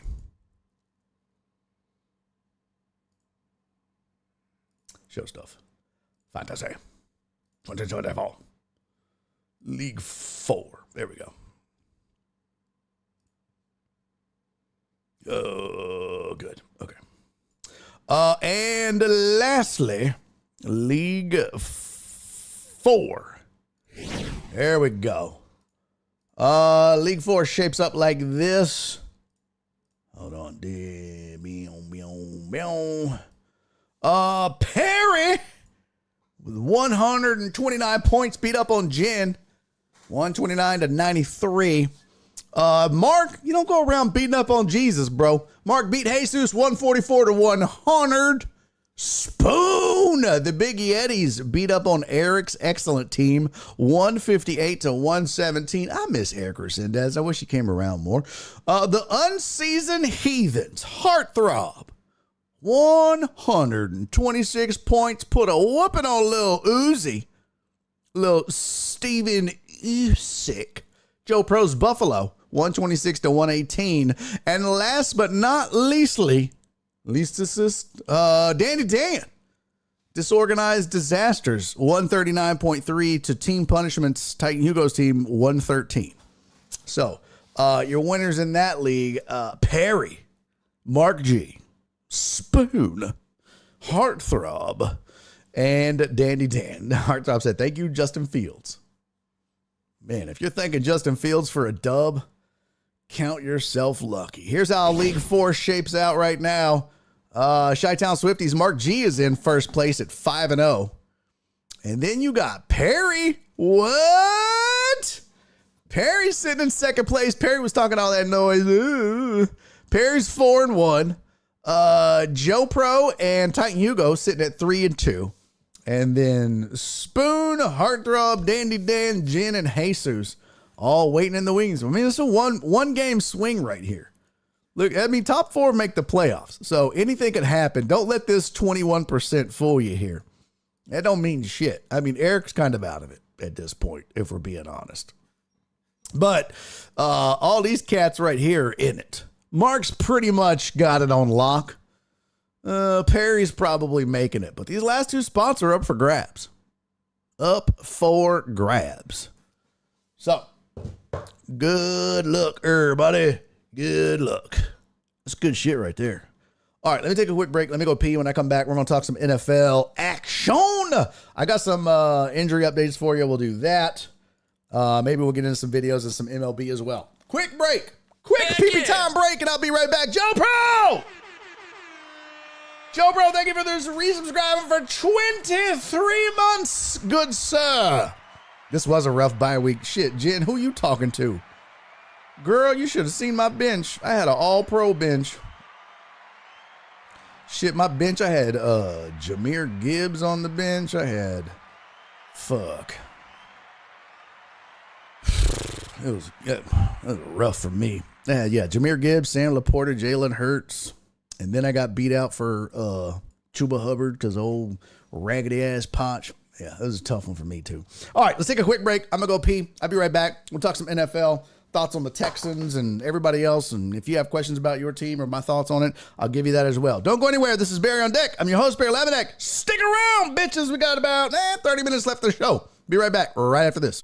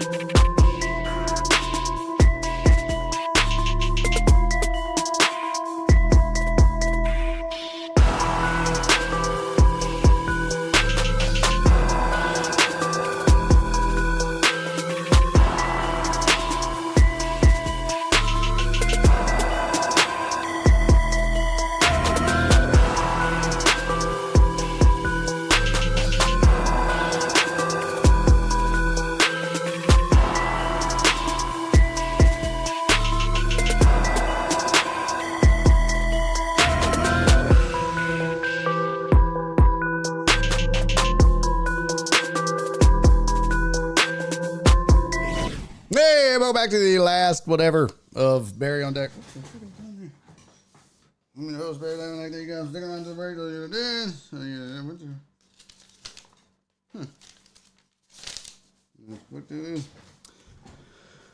All right. Let's get into some NFL real fast. Here was the injury updates. I didn't get to this yesterday. But right fast. Aaron Jones, damn it. Projected week 8 return. Fuck my life. Although, good news for me, Raheem Mostert. And then, of course, Brandon Ayuk went off, and I had him on my bench. So, son of a bitch. But anyways, Aaron Jones, hip injury. Projected week 8 return. Devon Achane concussion protocol. Projected week 7 return. Now, I got all this Monday morning, so these updates, this could have been updated in the last 24 hours. Josh Allen, possible or possibility to enter concussion protocol. So that timeline is TBD. Nico Collins hamstring injury projected week 9 return. Ramondre Stevenson knee injury timeline TBD. Zach Moss running back for the Bengals, ankle injury projected week 9 return. Aaron Rodgers ankle injury projected week 6 return. Don't expect it to be a big deal. David Njoku tight end for the Browns, knee injury timeline TBD. Then of course last night you had Derek Carr oblique injury. He'll have an MRI tomorrow. Try to figure out what the hell is going on. So there's your NFL injury updates. Let's talk a little bit about the goings on over the weekend. Let's start with the Texans. Tell you what, oh man, Mets Phillies 1-0. I saw Donna say something. Mets Phillies game is getting good. This rivalry is heating up. Yeah, I tell you what, I wanted to get into a little bit about that. What's it called? Padres and Dodgers. Just because that old stupid ass Manny Machado, his dumb ass. But we'll get into that a little bit later. I guess maybe tomorrow, maybe. PB Dubs, Robert Salah out indefinitely. Let's start with the Texans, though. Let's start with what we saw from them. I made some notes. And look, Friday on the Killer Suspects, the usual bees, I joined Joel Blank for a semi-reunion tour for one day. And I told Joel that I had felt like over the last few weeks that I thought CJ Stroud and the Texans offense looked out of sorts. And he disagreed with me. Yeah, I don't see it. That's fine. That's okay. You don't have to see it for it to not be true or me not to see it or believe it. That was not the case on Sunday. And I stand by what I said leading up to Sunday's game. Kind of like what I said going into the Aggie game against Missouri. I was like, I don't see how they're a favorite. This offense has been trash. Yes, they can run the ball, but otherwise, they scored 2 touchdowns against Bowling Green. Really, they scored 2 touchdowns against Arkansas. They were gifted one. Well, they got the ball on the 10-yard line because of a turnover, and they ran 2 plays. So, I mean, it's not like this offense has been 2 touchdowns against Bowling Green. They were 117 in the country in passing. And then some Aggie fan jumps on my Twitter and is like, you were saying what about the Aggies offense? Bitch, I was saying they were 117 in passing, 59 in scoring. Yes, exactly what I was saying. Just because they had a good week doesn't mean my take at the time wasn't accurate. I fucking can't stand fans when they do that bullshit. And the same is true for the Texans. At the time, it felt like this offense seemed a little bit discombobulated. Now, let's be honest. They scored 2 touchdowns in the first quarter. Nico Collins goes down. They managed 3 field goals over the next 3 quarters. I mean, it wasn't like they just went off. They don't quite get to 100 yards rushing, but I'll take it. They put up 330 yards passing, and to almost get to 100 yards without Joe Mixon, knowing that Buffalo was going to be king on the passing game, not worrying about running, and knowing that this offensive line was not going to be that great, and hasn't been that great at run blocking, and Cam Akers and Ogunbowale. And look, I'll take it.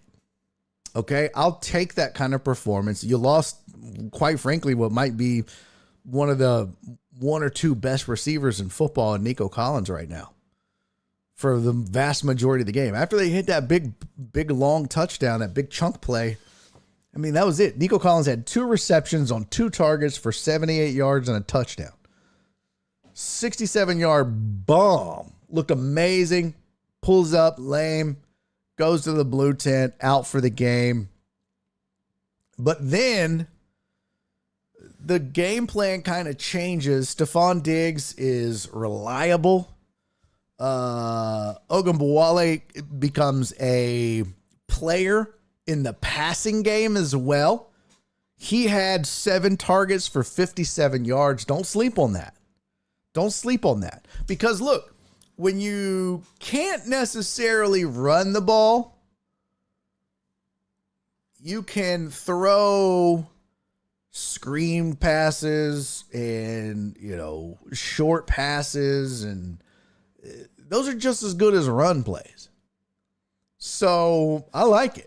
If you're getting 57 yards passing out of your running back, that's just as good as a run play a lot of times. I'll take that. Stroud had another interception, but he had a big day, 331 yards with a touchdown, had another interception. And once again, this defense comes up big. Josh Allen struggled a little bit. I tell you what, this was a lot of people were calling this a signature win, a statement win. I think that this was a validating win. I don't think this was a statement win. I don't think this was a signature win. I don't. Let me tell you why I think this was a validating win. This win was validating everything that was said about this team throughout the offseason. Everything that was said about this team leading up to week 1. Super Bowl contender.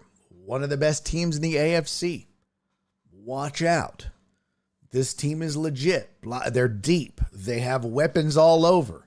Blah, blah, blah, blah, blah. This team, no Joe Mixon. They lose Nico Collins early, and they still beat a 3-1 Buffalo Bills team who was running roughshod, essentially, over the rest of the NFL, or at least the opponents they played, looked unbeatable. And now you had, this defense had people questioning, had all the pundits and the experts questioning, well, maybe Josh Allen just doesn't have the weapons that we thought he did. I seem to recall some dude with a semi-crooked nose and blue headphones that's always late for a show saying the same fucking thing for 4 fucking weeks, and no one listened to him. And now all of a sudden, Josh Allen doesn't have weapons? Can't get no credit around here. I swear to God, I hate the internet.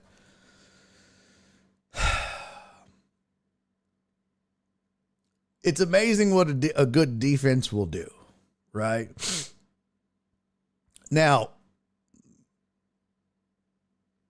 there were moments in this game on both sides of the ball when you were like, you could tell that, Amos just mentioned it, wasn't Buffalo's defense missing key players on their defensive line. There were moments when you were like, you can see that there were key pieces missing on both sides. The Texans running the ball, Buffalo getting run on. I mean, if you're getting gashed by Cam Akers, if the Texans O-line is opening up holes. But here's the deal. There was one very important thing that I took away from this. And it was the tale of two halves. And it is a focus thing. And Joel and I talked about it on Friday. And we talked about the penalties. And we talked about the lack of focus. And we talked about this being a coaching issue. And I think that D'Amico Ryans and that coaching staff, you could tell they really got into the players' asses. They really got on this team. They were on them. because this team came out and played a really clean first half. I mean, this O-line was clean for the first half. And when we see what the Texans can do when they play a clean first half, even without their starting running back and perhaps the best receiver in football, if not the second best receiver in football. I mean, it's tough. It's tough to say, is he better than Justin Jefferson? Is he better than Jamar Chase? I don't know. Statistically, I think he was 1 or 2. I'd have to go look. Let's see. NFL stats. Yeah, he's number 1 right now. He's got 567 yards receiving. And that's missing most of the game. That's on 45 targets. Jamar Chase has 493. Justin Jefferson has 450. They both have more touchdowns than him. Jamar Chase has 5. Justin Jefferson has 4. Nico Collins has 3. They're all averaging 17. Nico Collins is averaging 17.7. Jefferson 17.3. Jamar Chase 17. Big plays. Collins and Jefferson have 8. Jamar Chase has 7. Yards per game. Nico's averaging 113. Jamar Chase is averaging 98. Justin Jefferson's averaging 90. And yards after the catch, Jamar Chase 233, Nico Collins 195, Justin Jefferson 143. That's a pretty interesting stat right there. What is this?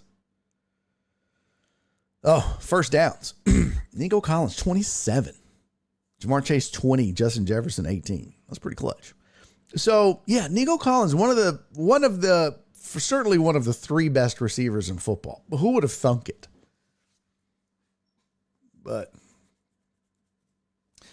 Jared Taylor said Jamar Chase had 2 50-yard titties on Sunday. Well, that'll get you up there in a hurry, won't it? That'll increase your numbers significantly. So before that, he wasn't doing shit. He wasn't doing diddly poo. So basically, it was a 2-horse race until Sunday. It was Jamar Chase, or it was Justin Jefferson and Nico Collins. Now, George R. Boogie said, I'm just happy Tunsil didn't have 75 penalties. Yeah, but here's the thing. We see what this offense and this team is capable of when they play a clean game.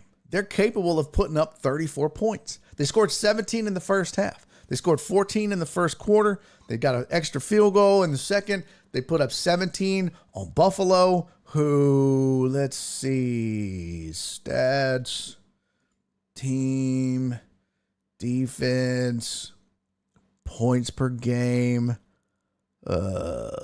Buffalo is averaging about 21.2 a game. 1, 2, 3, 4, 6, 7, 8, 9, 10, 11, 12. 12th in the league. Okay. Top third. So, which, I mean, Texans are giving up 22.8. So it was a good Buffalo defense, missing some guys, but when they play clean, but here's the thing. The second half, it's like they all went into the locker room and were like, yeah, hell yeah.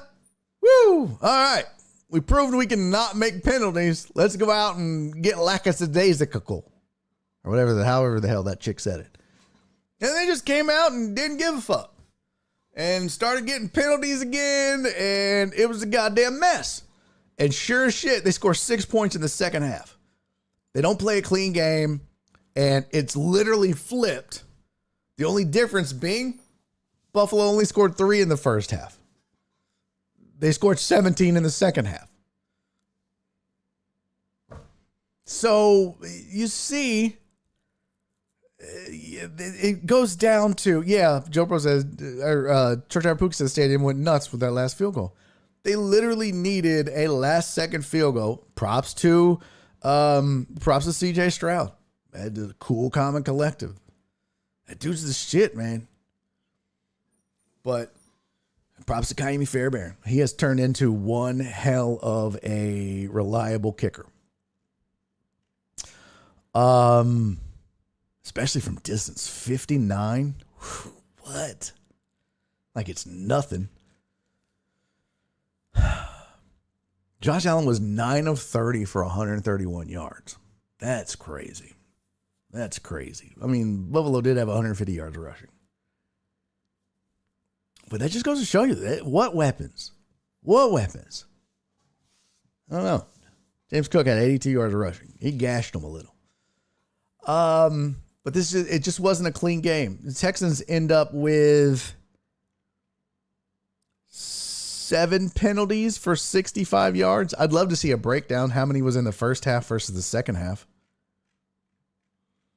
Nonetheless, they did it. They get the win. And it was a big victory. It was a validating victory. I wouldn't call it a statement victory. I wouldn't call it a signature win. But I would call it validating. It validated what everyone was saying about this team going into the season. That they're a contender. That they are to be taken serious. And that they're good. Yes, check, check, check. Right? Let's see what other notes I have. Really clean first half and you see the results. Not so clean second half and you see the results. Stroud had 2 turnovers. He had the fumble. He had the interception. Defense bailed him out on the interception. Fumble resulted in giving up the lead. Which it caused the game to be tied. But again, the defense bailed him out. So my point still kind of stands on Stroud. Is just not the same as last year. Don't get me wrong. 330, he played his ass off. He balled. Okay? That ball to Nico was beautiful. When this offense is clicking, when he's in, I mean, he had the little pose, and he's the man. He's the man. Just something is a little bit off versus last year. Maybe he's just human. He was Superman last year. It's just like Jaden Daniels, right? Completing 80% of his passes, and now he's not. And everyone's like, what's wrong with Jaden Daniels? What? Stop it. He's never going to complete 80% of his passes for his career. So just my thoughts. Briefly, let's run through, and we'll get into more NFL tomorrow, I promise. And we'll look at the Laminator 5000. Oh, wow. Breaking news. Jets have fired Robert Salah. I don't know why I hit that. Breaking news, everybody. When did that go down? 37 minutes ago. Robert Salah has been fired by the New York Football Jets. I don't know why I said it like that. That's not what they do. Drake May is going to start against the Texans. Ugh. No Jacoby Brisket. So, that really sucks for Robert Salah. He was the man, wasn't he? Let me see if I can find this. They had police escort Salah out of the building? Oh, this was just written at 3. Oh, wow. That's crazy. This seems very knee-jerk to me. I just saw this. So I didn't see this morning. Firing Robert Salah. We'll do this and we'll do the scores tomorrow. But firing Robert Salah seems very knee-jerk to me. Unless, and it's not even that he's lost the locker room. He lost Aaron Rodgers. I guarantee you that's what happened. He lost Aaron Rodgers. And Aaron Rodgers went in there and said, get him out. He's not the answer.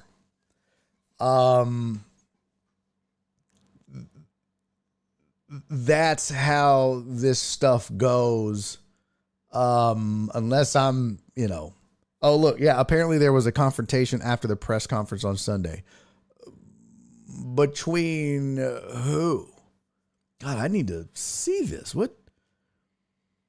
Let's see. I need to, let me see. How you get fired on your day off, right? Let's see. Let me go to teams. Jets. Let me see if I can find the news here. My God, ESPN is so fucking difficult. Everything that they post has to be a goddamn insider. Just post a fucking article for the public to read, you stupid fuck faces. For fuck's sake, you're a news organization. Give us some fucking news, ESPN. God damn it. Oh, yeah, you got to pay to read a fucking news article. You know what? Fuck you, ESPN. Dumb bitches. How about this? New York Jets. I bet I can find a fucking article I can read for free on the internet, you dumb motherfuckers. Jesus Christ. I don't know why I go to this stupid fucking website every time to get news behind a goddamn paywall. Dumb fucking idiots. Fuck. God damn it. Fuck off. Fuck. Get on my goddamn nerves. Ugh. Here we go. The AP. Imagine that. Woody Johnson sensed the struggling New York Jets needed a change, and now, so the owner made the stunning decision Tuesday to fire Robert Salah just 5 games into his fourth season after the team's 2-3 start, following a 23-17 loss to Minnesota in London. This is one of the most talented teams that has ever been assembled by the New York Jets. Johnson said during a press conference call with reporters, I wanted to give this team the most opportunity to win this season. I feel that we had to go in a different direction, and that's why I think Barry just broke the swear jar, and that's why I did that today. This is so stupid. I think this is a dumb decision, by the way. The change that we made today, that I made, I believe will bring new energy and positivity that will lead to more wins starting now. Salah was 23-36 as coach of the Jets, who are trying to snap the NFL's longest active playoff drought at 13. The move marks the first time in Johnson's 25-year tenure that a head coach has been fired during the season. Defensive coordinator Jeff Ulbrich will serve as interim coach for the rest of the season, with the Jets maintaining expectations to make the playoffs. He's going to add a spark of positivity, Johnson said of Ulbrich.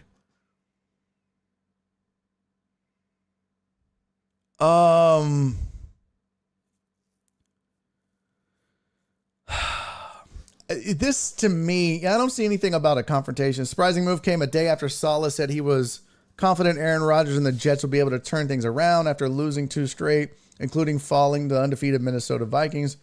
Rodgers had the worst game with New York, throwing 3 interceptions. I'm not panicked. Salah said nobody in the building is panicked. But Johnson had seen enough from Salah, who became the NFL's first coach fired this season. Salah, who had 1 year remaining on his contract, had the worst winning percentage of any Jets coach with at least 40 games. Yeah, but look who his fucking quarterback was. It was Zach Wilson. It's not just the last 2 games that has precipitated this decision. It's a longer time frame. I had a couple of years to think about this. He had fucking Zach Wilson, bro. He won 7 games with Zach fucking Wilson. You should be throwing a goddamn parade for Robert Salah. Yeah, exactly, Dre. Robert Salah didn't throw 3 goddamn interceptions. Robert Salah didn't play 3 minutes last season and blow out his ACL, and then, god damn, the Jets are so stupid. They deserve everything they get. I mean, if anything, Robert Salah should have been coach of the year last year. He's a goddamn miracle worker. He is a, what did they go? They won 7 games last year? Let me see. Standings. Who did they win last year? I mean, he is a miracle worker, if ever I've seen one. The Jets were 7-10. And they're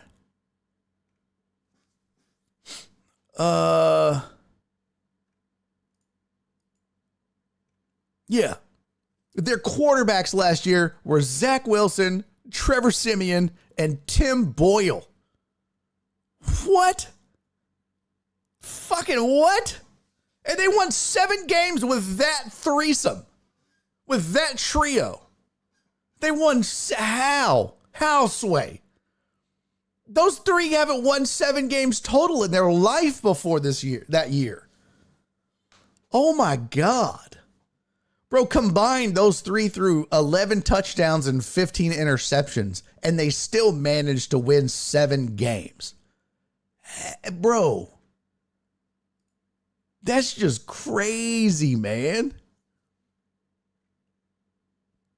Oh my God. The Jets are, they deserve everything they're going to get. This is so knee jerk. And this is all, I guarantee you, this is all Aaron Rodgers. They have the second best defense in the league right now. But yards per game, they're giving up 17 points a game, which is tied for 1, 2, 3, 4, tied for 5th in the NFL. The Jets defense is tied for 5th in the NFL. Their offense, points per game, this Aaron Rodgers led vaunted offense is 1, 2, 3, 4, 5, 6, 7, 8th worst in the NFL. It's the 8th worst offense. It's the 5th best defense. And you're going to fire the defensive-minded head coach because Aaron Rodgers is sucking all the ass. This makes no sense. This is the most Jets firing ever. Jesus Christ. Firing Robert Salah isn't going to suddenly give Aaron Rodgers the fountain of youth. I was wrong, by the way. I was like, no, Aaron Rodgers still has it. He don't have it. He don't have it.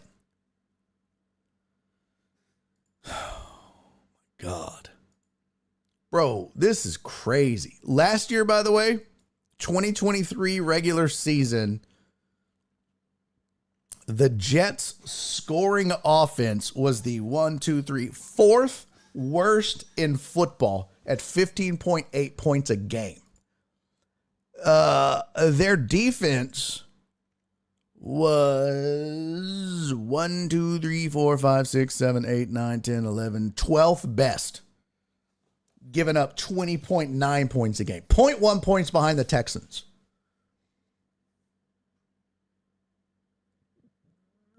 What? You had damn near the worst offense in football. Top 12 defense. You win 7 games. Just pulling miracles out of your ass. They're so stupid. What a stupid ass firing. What a dumb ass firing. My God. And then it's not like they're out of it. They're 2-3. They're 1 game back of Buffalo. This makes no sense. Well, Aaron, ball's in your court, buddy. I tell you what, if Aaron Rodgers, if the New York Aarons don't make the playoffs, it's on him. 100%, 1,000%, it's all on him.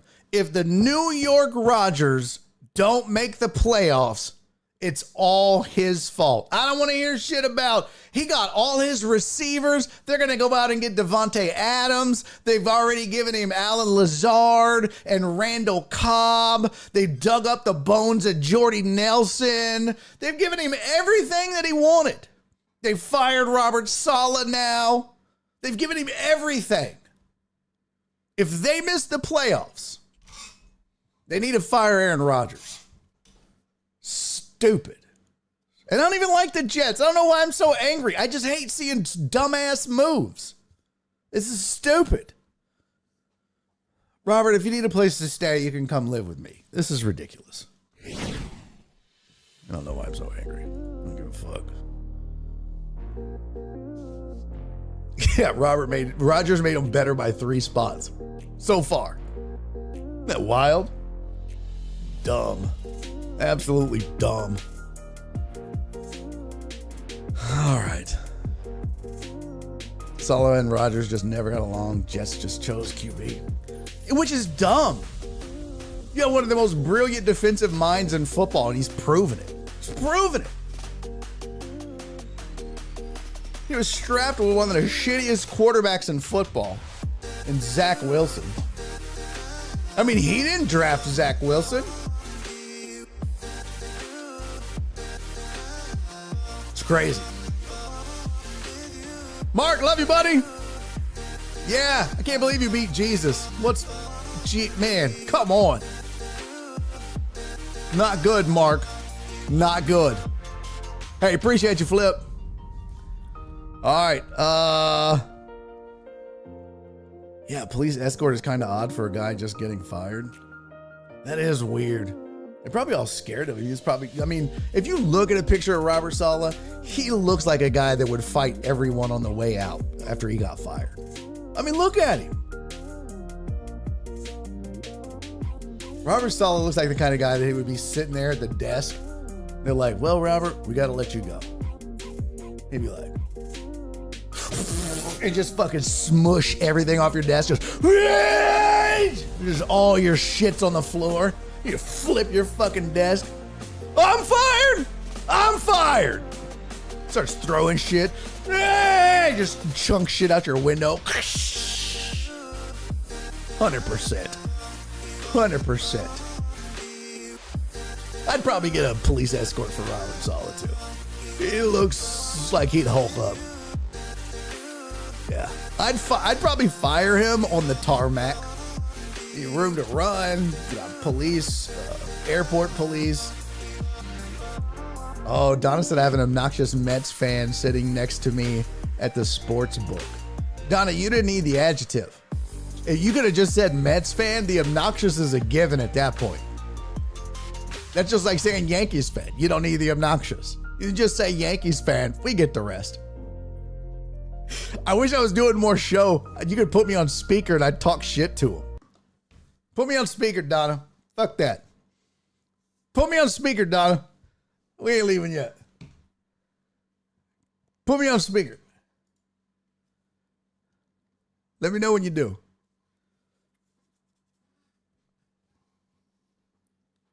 You ain't leaving yet.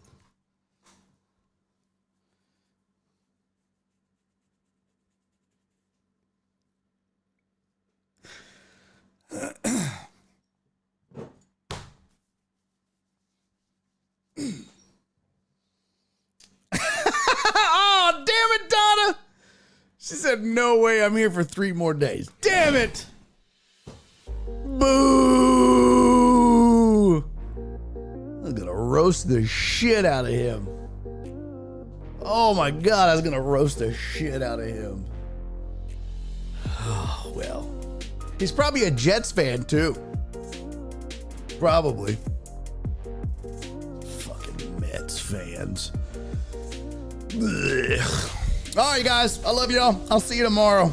Hopefully nothing crazy comes up and we can have a normal starting on somewhat normal time show. Joe Pro said, this is why Donna was the #1 overall pick. Facts. All right. I love you guys. I'll see y'all tomorrow. Enjoy playoff baseball or whatever it is you watch tonight. Probably some of you deviants will watch a little porn or I don't know. Until then, though, do me 3 favors, huh? Be safe and be kind. And most importantly, love each other. I'll see y'all tomorrow. Bye. Let's see if I can raid somebody. We haven't done a good ass raid in a while. Let's see who we got here. Retest sport, not English. Let's see. Categories. Same category. Following. Oh, clear filters. Same category. English. I'm making that mistake again. My goodness, I didn't know that. Oh, that's in the name. Never mind. Tag. Here we go. English. Uh-oh. Nope, didn't want that. Go back. Go back. I don't want that. Fuck. Whatever. All right. I love you guys. Oh, hockey starts tonight. So, yeah. Who's there? Oh, Jim on Sports is there. I'll be damned. All right. I'll see you tomorrow. Bye, everybody. And he's making a YouTube.